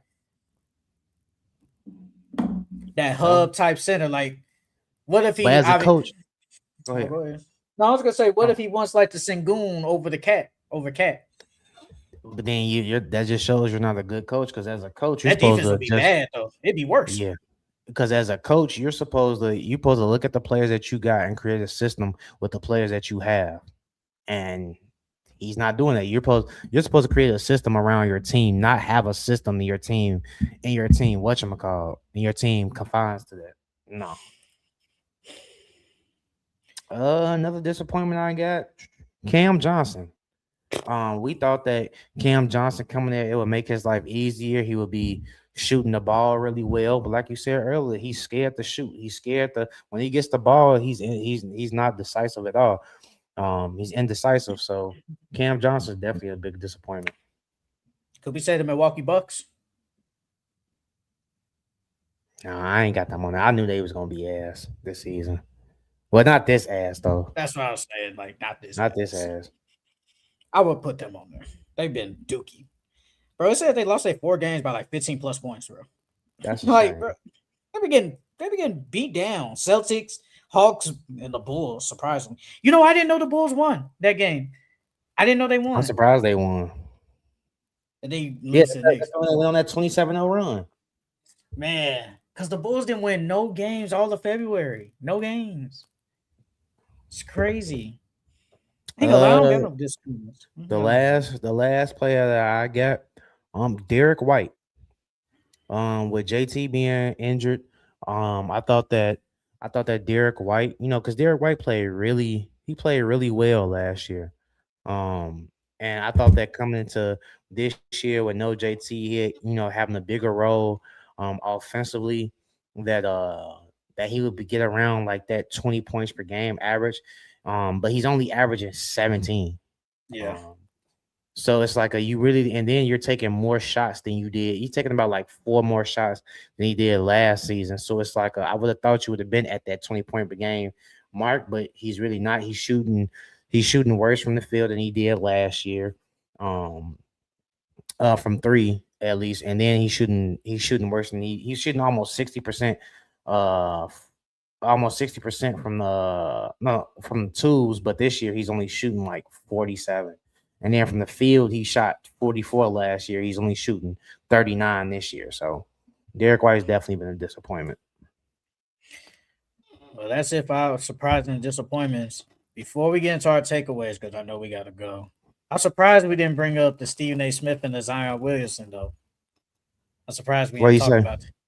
You ain't see what he was talking about Zion Williamson be like a food addict. Like, no, I didn't see it. You ain't see that?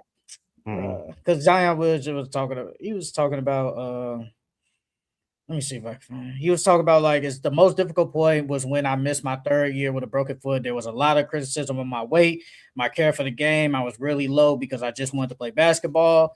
And then Stephen A. Smith, if I can find it, he said, no, this is like the response. He said you got people that are alcoholics, got people that are drug addicts and stuff like that. What was Zion's problem? Food addict. And then he said Zion Williamson knows the Uber Eats menu better than the Pelicans playbook. That brother got the promo codes memorized. Then he said Stephen A. Smith believes he's bigger than most of the Pelicans organization. My popularity is bigger than anybody on your team outside Zion because the Pelicans, they clapped back at him. They made a whole He not video. lying. He not lying, though. He not lying. He said, outside of Zion, 65 games have been played, and you're still searching for your 20th victory. Y'all are horrible. And then LeBron, when he talked to Zion, he said, fuck all that BS about Stephen A. Smith. So, yeah, I told you Stephen A. a coon, bro. Stephen A. is a coon. Don't get me wrong. He be right on some stuff, and he be speaking the truth on some stuff. But like stuff like this, like I feel like he went too far. He went way too far. I feel like you didn't have to go personal. Like, stick it with basketball. Yeah, bro. Stick it with basketball. He was trying to get a clip off. He was trying to go viral, bro. That's all it was. Talk about he a food addict is crazy. Now, if somebody say something about you, then they gonna be in the wrong. It's like, come on now, we could still bring up the LeBron stuff and how he punked you, but you don't see nobody bringing that up. I'm just saying, bro. But Zion, he don't look like the type of guy that clap back. But man, if he clap back, I wouldn't have a problem, bro. Because like, brother, yeah, he went too far. Stephen A. went too far. All right, man. Let's get to these NBA Pickems. NBA Fridays games. Mavericks and the Celtics. Celtics. Give me the Boston Celtics. Heat and the Hornets. Hornets. Give me the Charlotte Hornets. Trailblazers and the Rockets. Rockets. Give me the Houston Rockets. Knicks and the Nuggets.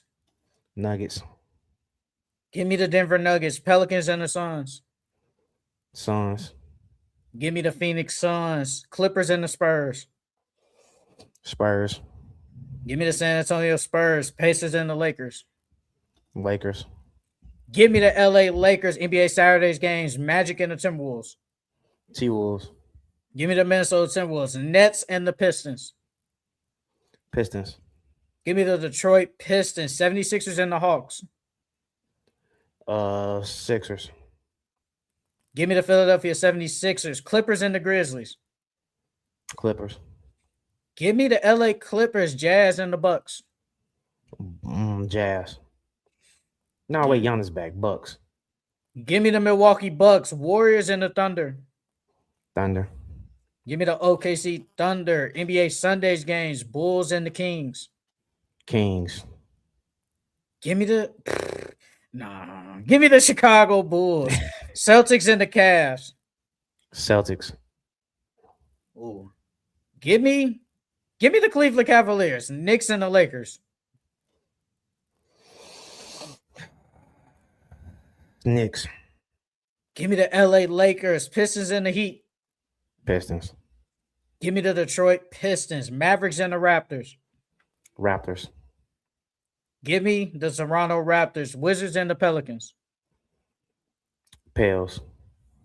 Give me the New Orleans Pelicans, Magic, and the Bucks. Magic. Give me the Orlando Magic, Rockets, and the Spurs. Give me the Spurs. Give me the Houston Rockets, Pacers, and the Trailblazers. Blazers. Give me the Portland Trailblazers, Hornets, and the Suns. Hornets. Give me the Charlotte Hornets, NBA Mondays games, 76ers, and the Cavs. Give me the Sixers. Give me the Cleveland Cavaliers, Grizzlies, and the Nets. Grizzlies. Give me the Memphis Grizzlies, Nuggets, and the Thunder. Nuggets. Give me the OKC Thunder, Warriors, and the Jazz. Jazz. Give me the Golden State Warriors, Knicks, and the Clippers. Knicks. Give me the New York Knicks, NBA Tuesdays games, Bulls, and the Warriors. Warriors. Give me the Golden State Warriors, Grizzlies, and the Sixers. Sixers. Give me the Philadelphia 76ers, Pistons, and the Nets. Pistons. Give me the Detroit Pistons, Wizards, and the Heat. Heat. Give me the Miami Heat, Mavericks, and the Hawks. Hawks. Give me the Atlanta Hawks, Raptors, and the Rockets. Raptors. Give me the Houston Rockets, Suns, and the Bucks. Suns. Nah, Bucks. Give me the Phoenix Suns, Celtics, and the Spurs. Spurs. Give me the Boston Celtics, Hornets, and the Trailblazers. Hornets. Give me the Charlotte Hornets, Pacers, and the Kings. Ooh. Give me the Kings. Give me the Sacramento Kings. We're trying to lose. Timberwolves and the Lakers. T-Wolves. Give me the LA Lakers, NBA Wednesdays games, Cavaliers and the Magic. Cavs.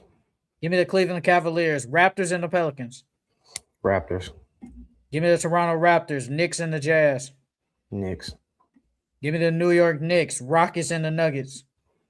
Nuggets. Give me the Denver Nuggets, Hornets and the Kings. Hornets. Give me the Charlotte Hornets, Timberwolves and the Clippers. T-Wolves. Give me the Minnesota Timberwolves, and finally NBA Thursdays games, Bulls and the Lakers. Lakers. Give me the LA Lakers, 76ers and the Pistons. Pistons.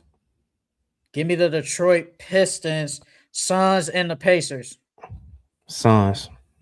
Give me the Phoenix Suns, Wizards and the Magic. Magic. Give me the Orlando Magic, Nets and the Hawks. Hawks. Give me the Atlanta Hawks, Bucks and the Heat. Heat. Give me the Miami Heat, Mavericks and the Grizzlies. Mavs. Give me the Memphis Grizzlies, Nuggets and the Spurs. Spurs. Give me the Denver Nuggets, and finally Celtics and the Thunder. Thunder. Give me the OKC Thunder. And that's it for the Full Court Entertainment Podcast. Make sure you guys follow us on Full Court Entertainment Podcast on Facebook, Instagram, Twitter, and TikTok. Make sure you guys, and if you guys want to hear the audio versions of me and Charles Yappin. We are also on Spotify and Apple Podcasts. Make sure you guys give us a 5-star review. Make sure you guys like and comment on all these videos. Like the shorts that are uploaded today. Like the TikToks that are uploaded today too. And thank everybody for popping in here. Francisco commenting. Y'all still got to make a bet. We still got to make that bet tonight. Man, we gonna make it happen. But we all know you got the Pistons and he got the Spurs. So with him. But outside of that, good podcast overall. We will see you guys next time. See you guys later.